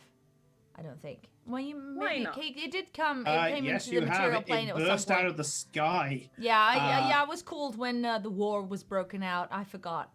Farewell started a war. Yeah. Anyways, but you could see it in a dream. I forgot Farewell started a war. Yeah. It's a sentence. I haven't. It was literally the day after he died, I think. Anyways. It Enough was about the him. same day he died, Cora. Yeah, well, okay, yeah, no, you're right. It was the day he came back. It was an interesting Same day day next session. Uh-huh. So, yeah, I can pull you in if you want. I don't know if you won't necessarily remember, but before we go though, is there anything else you think of now that I should maybe talk to them about? You could potentially ask how the reinforcement will work, how long they can stay up there, and what abilities your troops will have, as that can decide where on the battlefield you'd prefer to put them. True. Okay. Yeah, we'll talk to them about that. See if they can maybe focus on certain things, or maybe they can focus on the mages. If we've got Renata focusing on the undead. Considering the fact that I'm pretty sure True Fae cannot die in the material world, they don't just spawn back into the Feywild. They could act as what we back home would call a suicide squad. Making sure that the most dangerous players are out of everyone else's way. True. Also, I know one thing I wanted to ask. They gave me this dream powder for one of the devils or demons. Demons? When we were fighting the architect. Bless you. And if we could do that to even some of the mages, even just one, they can fight. They can deal with them in the dream world. It would be fascinating to see what they would be like in the dream. Mm-hmm. And I'm sure that the knights would have a lot of fun toying with them. Oh, I'm sure they would. Okay, all right. So dream dust. Who can they fight? Can they siphon off some of this rage? And I do believe that last question is something for your beloved. Yeah, exactly. I mean, she gave me this spell. I can't imagine that. Well, I mean, maybe she doesn't understand the power of this creature. There is that, but. I'm sure she does. Well, if she does. Otherwise, she wouldn't trust you to go against it. Well, this is my point a little bit, that if she trusts me enough and she knows the power and she's given me this spell, she wouldn't think that my head will implode, because I don't think she'd give it to me Exactly. if she did.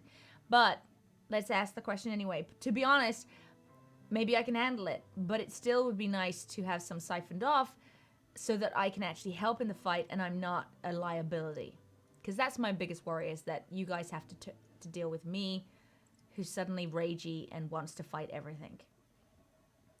So I don't think you wanting to fight everything will be an issue in that scenario, but if I want to fight you, it's a scenario. That's my problem. If I turn on the party, and I don't know if that, and I don't see if I take her rage Cora. and her rage focuses on us. have you ever turned on us the other times you've been raging? Because No, you get but this emotional is- a lot. No, and usually though I'm using that rage against the people who are fighting us. Exactly. But usually you'll that's do the my same. rage. It is not someone else's. So, for that moment, it is your rage. I guess I just don't know. It's not her rage anymore when you have it. I That's guess. for sure. But the feelings come from the other person. I'm trying to remember, Simon, a little bit like how I felt when I tried taking that rage from Farewell. I felt what he was feeling.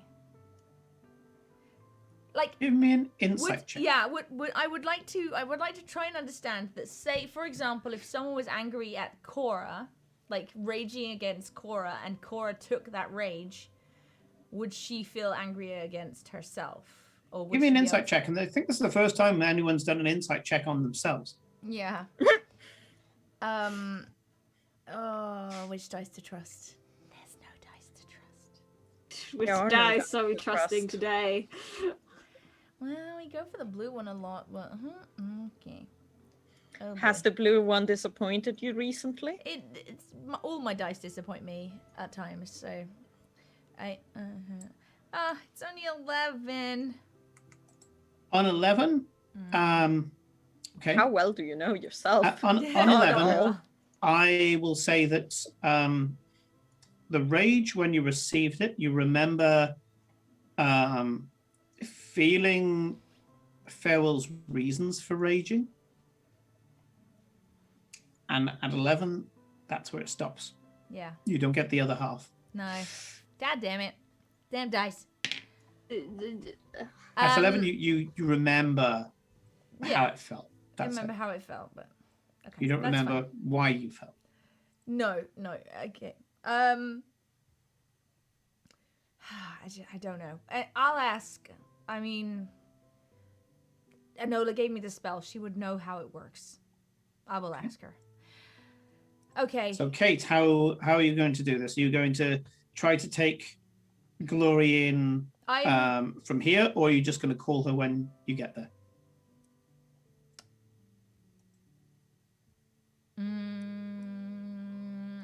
I expect she has a bedtime routine. I will call her when I get there. I shudder to think what it is, but yes.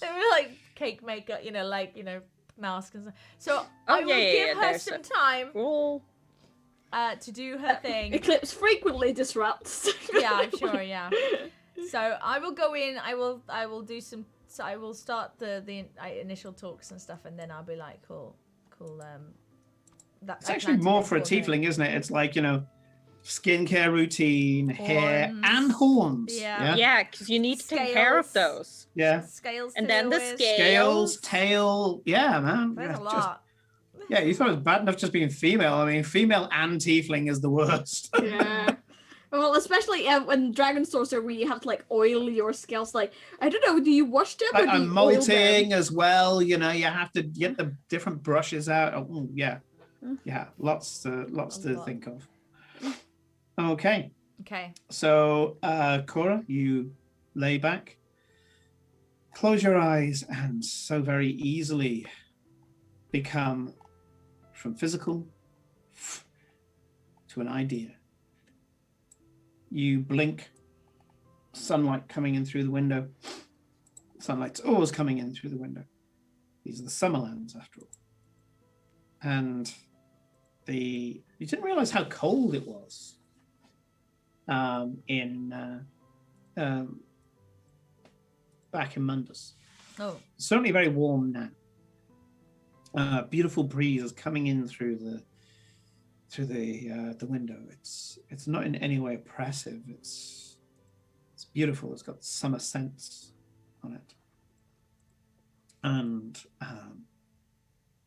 you take a look around, and arranging some flowers on a table is Enola. She turns. Hello. hi. Busy day at work?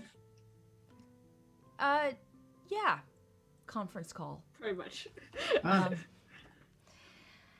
Yeah, we're still going after this witch queen. Father's very excited. Glad he is. So You know what to do. I know. Oh no. What? Well, magic first. Okay, of course. Yeah. It's been far too quiet. Storm fuse. Why is the one magic burst only 5,000, Simon? Yeah, it's far too cheap. Let's see. I have nearly 50,000, and I spent. I a bunch have on nothing. 95,000. Well, I spent a bunch on nothing. the okay. other day. Wow. So, mid-conversation, you are there, and she goes, Father's very excited, at which point Cora hiccups and turns into a small potted plant. Oh, yes! It's that one! That's the best one. Am I aware of myself? Yes, you are current. Your stats are currently potted plant. You have 1 hit point.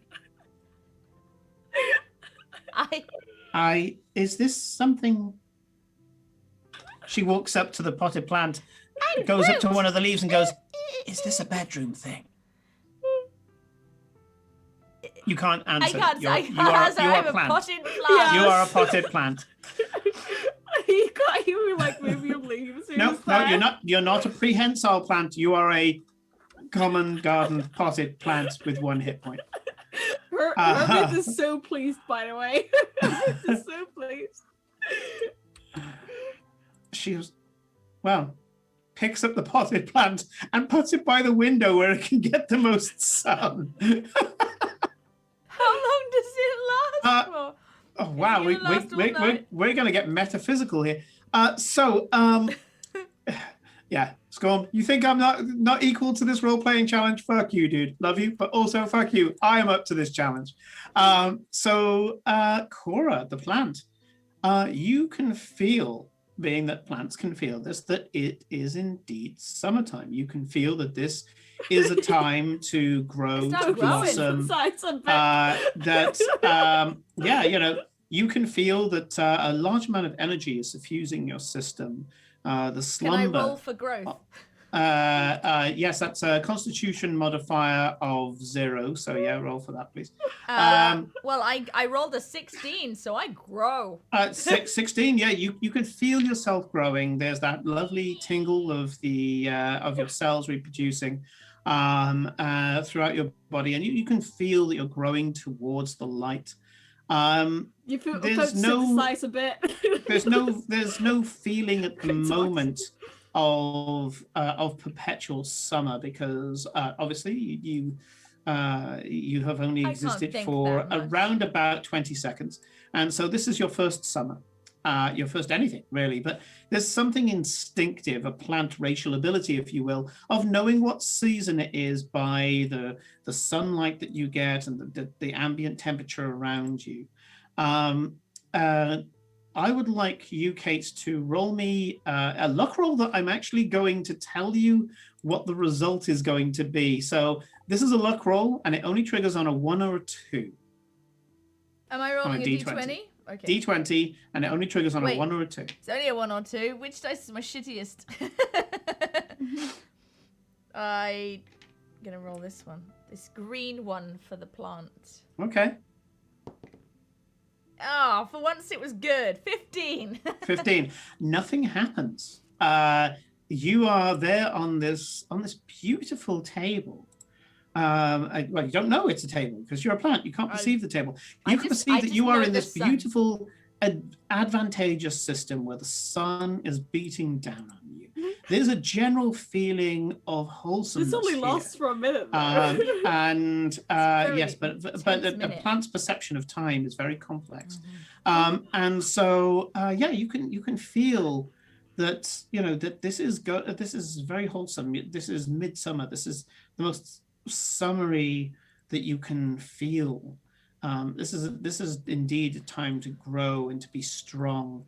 You can feel, because you turned into a potted plant specifically, you could feel a lot of fresh nutrients coming in through your roots. And generally you're feeling hale and hearty for the remainder of the minute. At which point, with a giant Cora, you're sat on a table next to a window.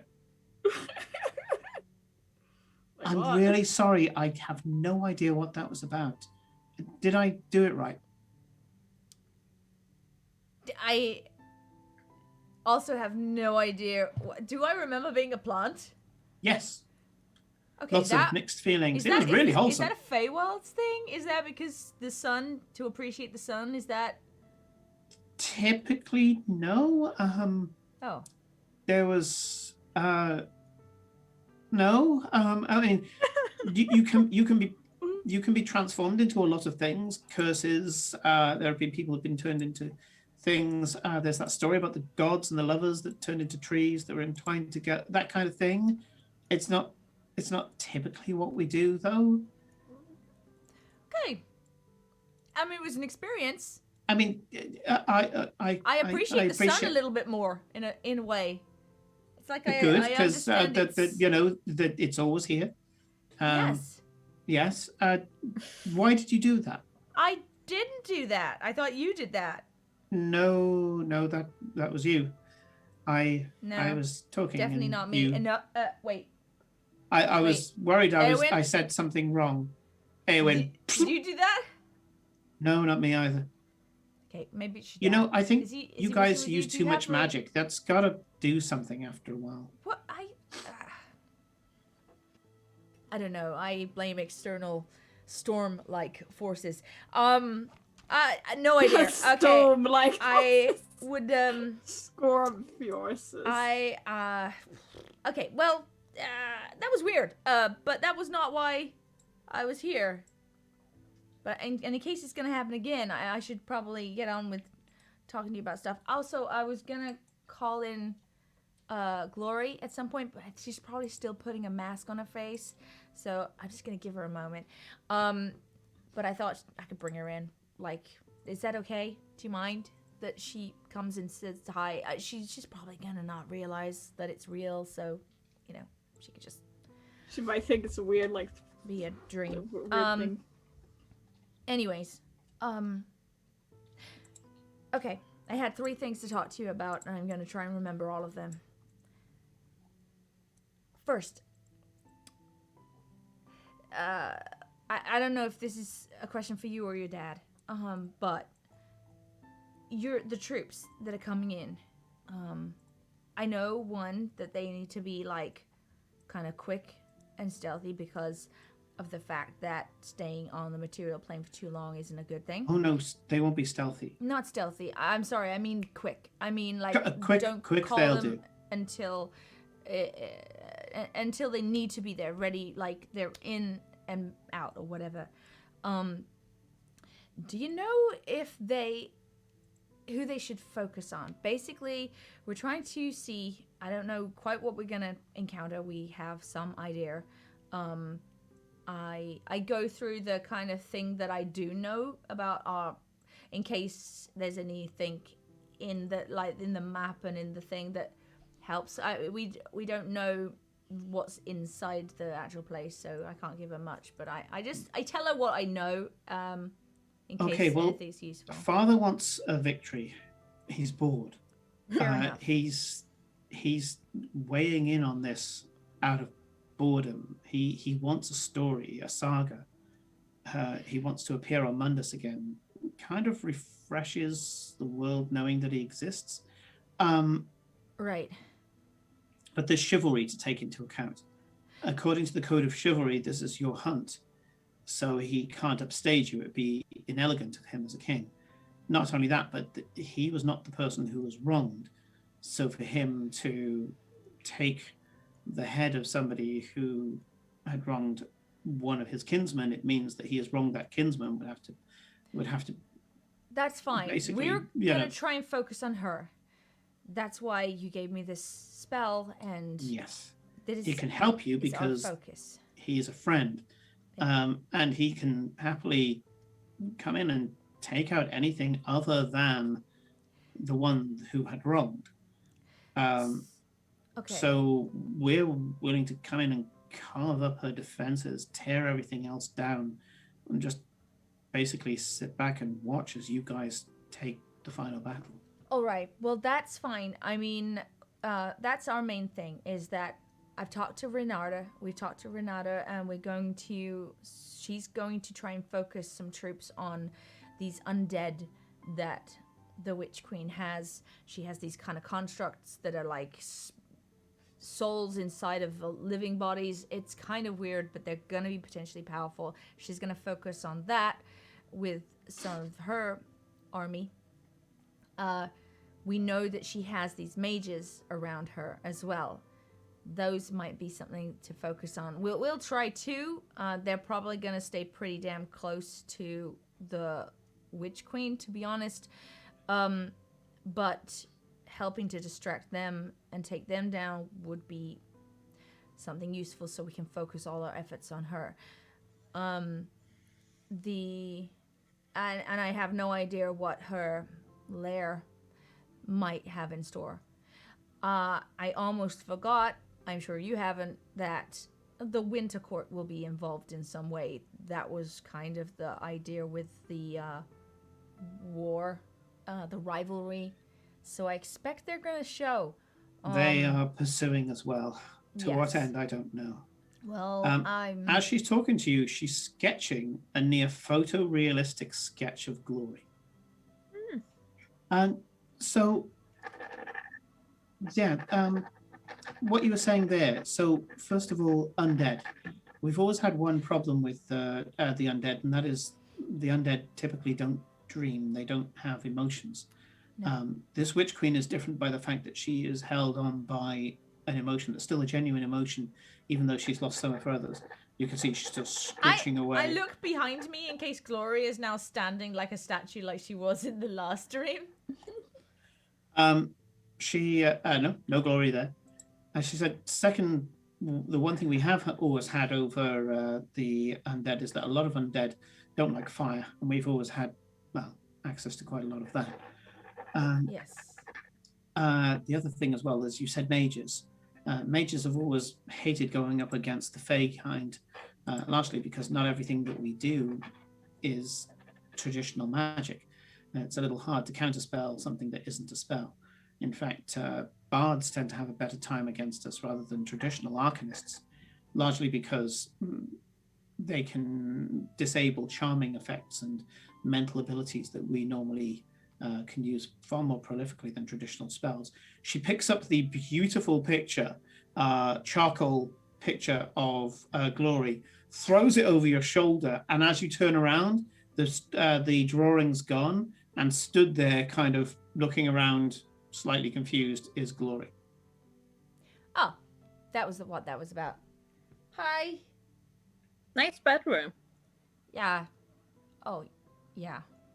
Don't think about it too much. Of course, we've never shown you around the house. No, this was probably not the best room to bring Glory to. Anyways, Glory, you approve of this bed. Hey, I like it. It's nice. Glory, I was just talking about the Witch Queen, and the things. So we're going over that. Oh yes. You know, stuff. Her imminent murder, I presume. Well, I mean, hopefully it'd be nice. Not our imminent murder, but hopefully hers. I prefer the word dispose. Disposal will be good. She's no longer alive to be murdered. That is true. Clean up. And it does sound more like something my mother would say.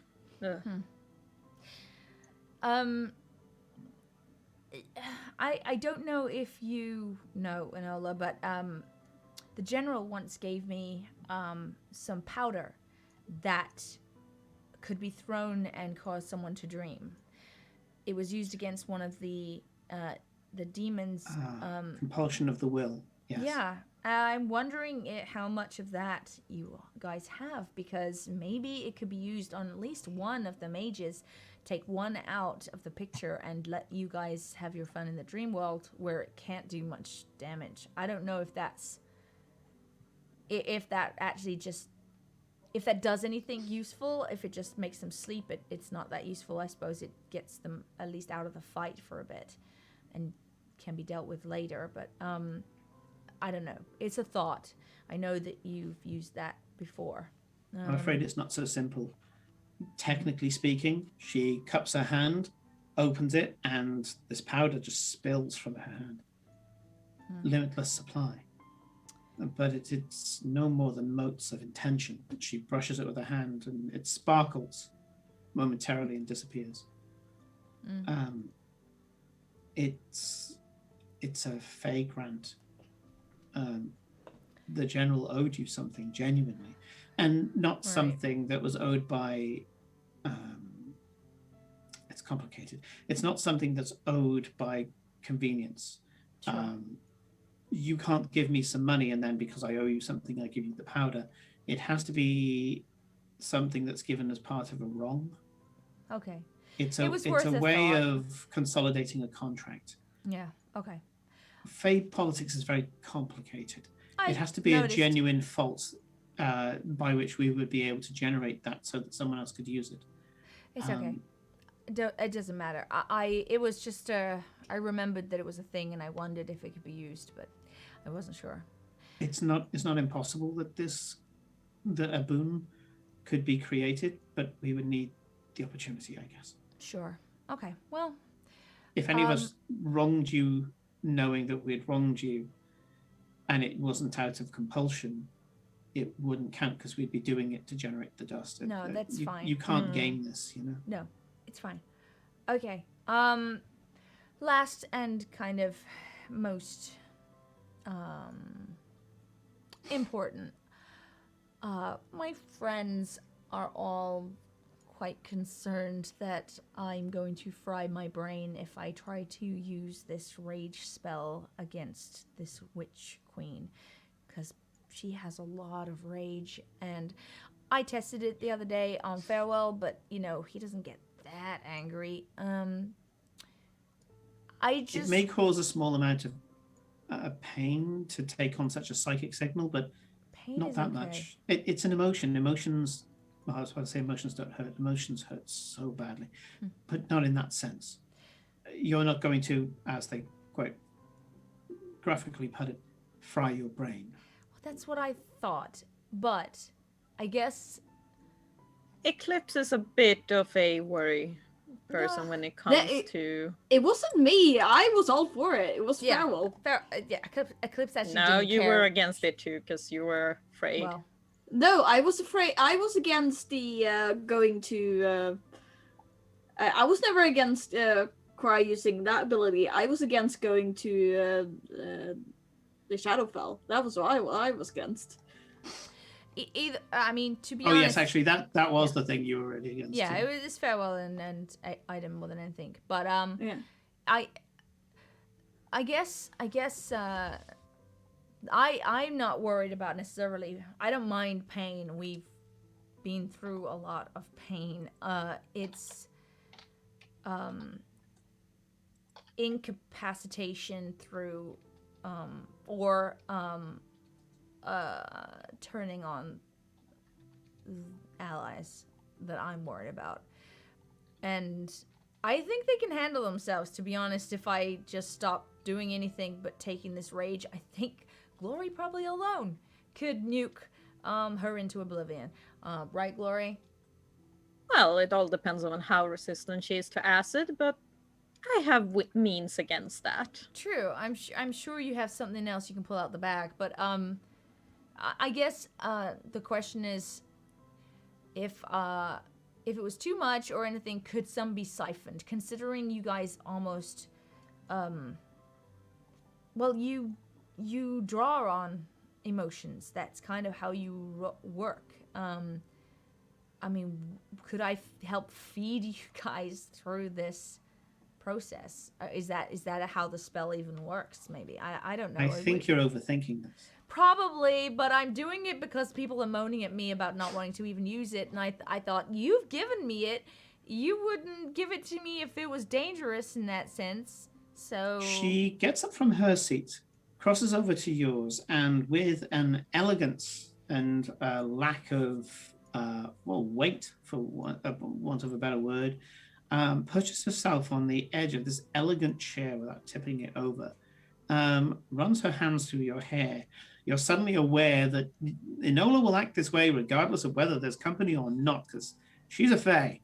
And says, have you never mused why we made you a Knight of Rage? Well, I assumed it was my feelings when I thought you died. Exactly. Come. She takes you by the hand and opens up the pair of double doors that you know leads to the corridor outside, except when she opens them, it opens into a courtyard. You've been in the courtyard before, and you know that the bedroom doesn't open up to there. Glory, you just accept that somehow a scene change has happened because you're currently a dreamer.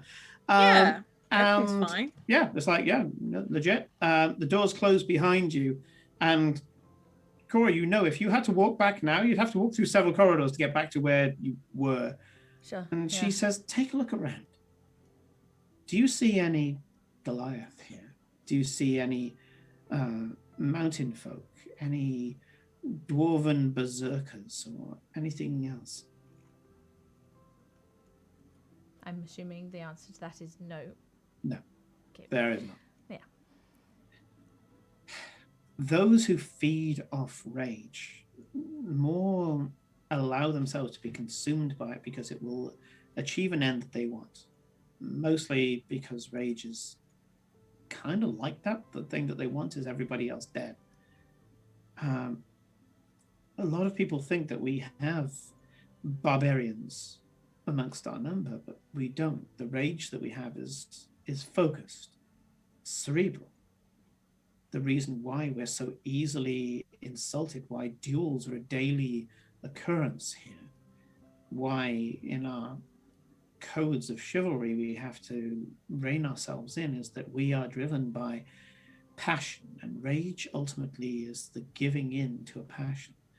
It's why, if you're not careful with rage, the toxic rage that you can have, you can end up like these slavering berserkers and barbarians.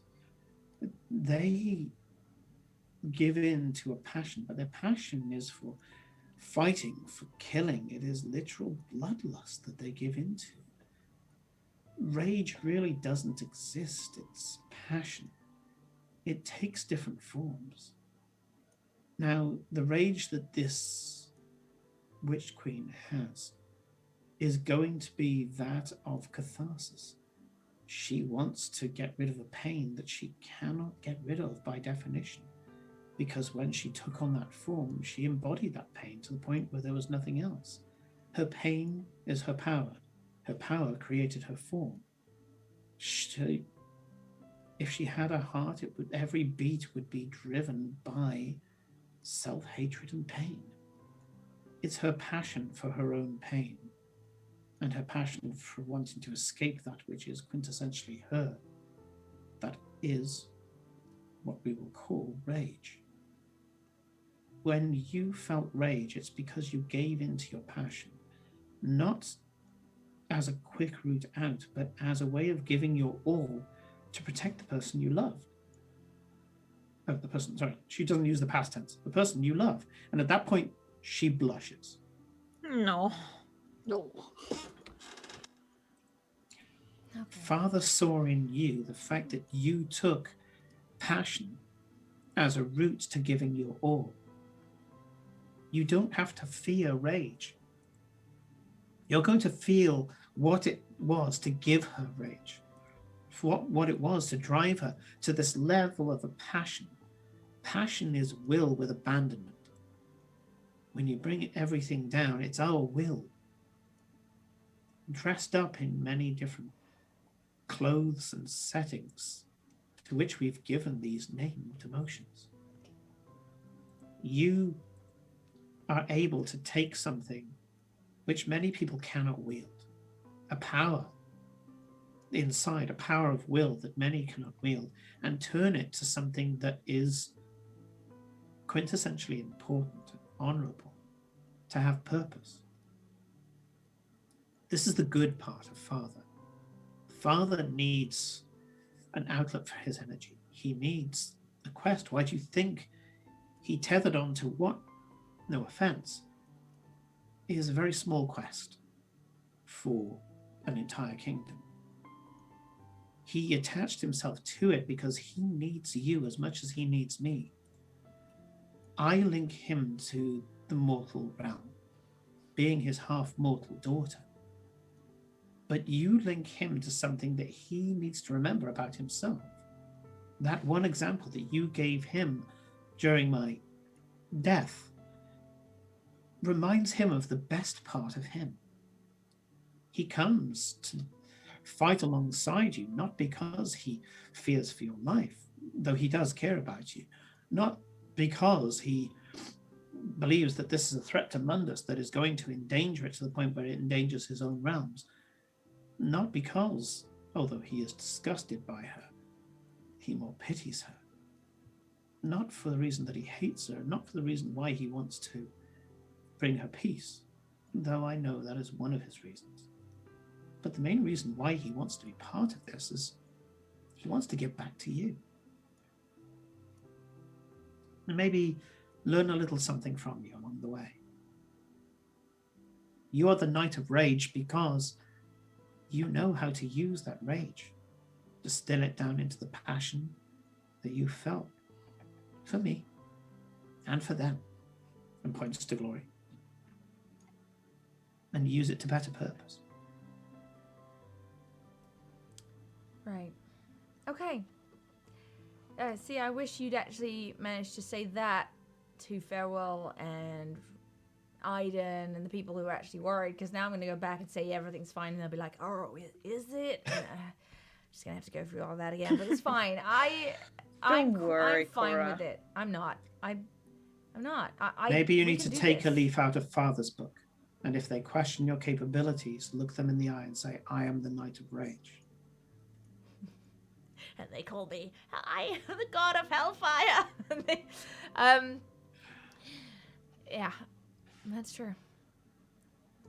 All right. You're the one in power here. I don't see why you shouldn't use it. No, I know. This is the one thing we know that can weaken her.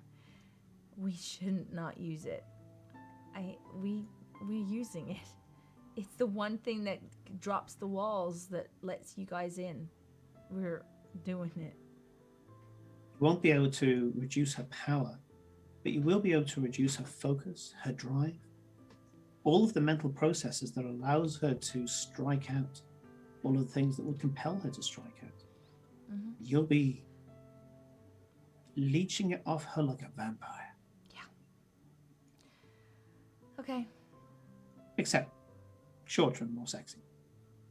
And she kind of looks at you with a kind of cheeky smile, kind of trying to put some levity into the situation because she can see how stressed you are by it. All right. Okay. Those are the 3 questions I wanted to think. Glory, do you want to go flying on a Sunhawk? Of course. Cool. The answer should always be yes. Of course. Go have fun. I'm going to go and speak to Father. I'll see you Alright. tomorrow night. Or maybe before if you end up attacking her before then. We'll see. We are I'm not going to miss my...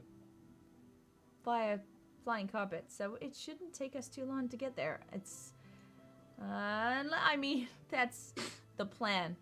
So, who knows? Well, it may be sooner rather than later. You didn't think I was going to miss my betrothed's key battle, did you? I hope And not. she walks off. But you stay safe, okay? She takes a look around and raises her arms, gesturing all around her. And you can see that there are knights some in courtly garb, some in their armor, having just come back from the training grounds. Others who are coming back from the hunt. They're still trying to find an angle, go through dreams, memories, things like that, things that only Faye can do. And she says, surrounded by this lot, I'm the safest person in the kingdom. I think so. And goes off to speak to a bunch of squires. Glory and I go riding around on a sunhawk. Yeah. Glory, this creature, its size suggests that it wouldn't be able to take someone as big as you. That's not to say that you're huge. It's just, it doesn't look the right size. I mean, you know the kind of size of horse. You're in this medieval setting. You know how many hands of a horse should be able to take someone of your weight and things like that. It's all part of growing up, especially in a noble house that holds. You know what a good horse from a bad horse is. This hawk, and the fact that it has to lift you up off the ground, shouldn't be able to take two of you so easily.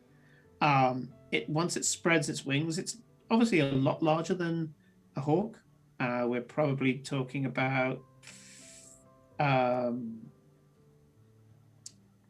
it's about the size of a table. But even then, once it opens its wings and things, you're like, this should still be struggling a bit, and the speed at which this thing goes. You also notice that once it gets to a certain speed, its tail feathers set on fire. It's beautiful. And you also get a feeling that sunlight empowers or gives it extra power, just the way that the feathers glow in the sunlight. Yeah. As expected from something from this plane. Yes. And you go flying. Unless there's anything else you want to do in the Feywild, you wake up and you see dawn cresting, and head outside waiting for a door to appear. Is there anything else you guys would like to discuss before we call it a night early? Well, that was an interesting dream. Oh, yeah? I mean, you remember... I like the bird. It was real this time as well, I'm guessing. Oh, yeah. Mm-hmm. How does it work, though? Like, how does it fly? It doesn't look like it should be able to. Glory, you know there's a thing in this world called magic. Well, yes, I'm a practitioner myself. But even magic can't explain everything. Okay, well, I have no idea. I can't. You're about to go flying on a carpet. I mean, like, I don't know. Okay, I don't. Ask Farewell a question like that. He could talk to you for hours, I'm sure, about the TLDR of it is that the Sunhawk is a magical creature, and much like dragons who shouldn't be able to fly are able to fly despite physics. So yeah. Okay. Is there anything else? Okay. Not really. Once the rest of the guys do their dust cold stuff, you guys will be able to compare notes and have a plan of attack. I did have Roll20 ready just in case you circumvented my little gauntlet. I'm kind of glad you did, because I was just like, okay, this is your punishment for forgetting you have a flying carpet that you remembered. So we are going to... We remember our carpet. So a big thank you to all of you for your stories today. As always, it is my honor to continue DMing for you all. We're going to pick up the story and get the Witch Queen firmly under our belt and onto the next chapter, probably in the next few sessions, which is going to be interesting. Return to Ostergold and taking a look at some of your other goals, or maybe being caught up in the world storyline. So we will look at that again next week.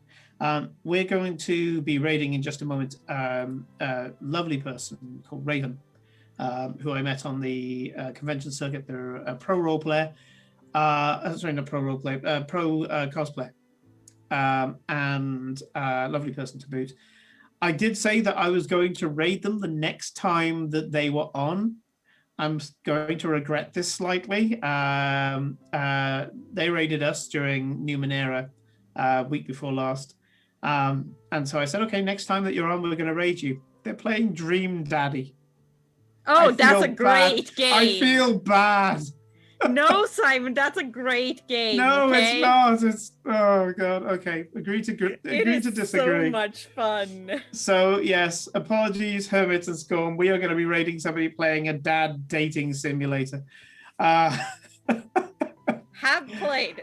Do approve. Big thank you to Hermit for subscribing for 10 months. As I say, Corinne had to one-up you and immediately subscribe for 11 months. But thank you very much, dude. And it's been a pleasure to have you with us. Sorry, I apologize for dissing Dream Daddy. I did not know you're a fan, Hermit. Scornfuse, congratulations. Your Kobold character is now proficient in Pretzel. So that's good. So we are going to say goodnight and head over to Raven. We will see you on Monday for Numenera. Best to say that now, whilst our regular viewers are here. We are not going to have Lancer on Easter Sunday because it's Easter Sunday and a lot of people are doing things with families and things. So I might do something on Sunday night. I don't know. We will see how I feel close to the time. And we will see you either way on Monday for Numenera. Until then, good night. Good night. Good night. Bye. Oh, now Scorpius.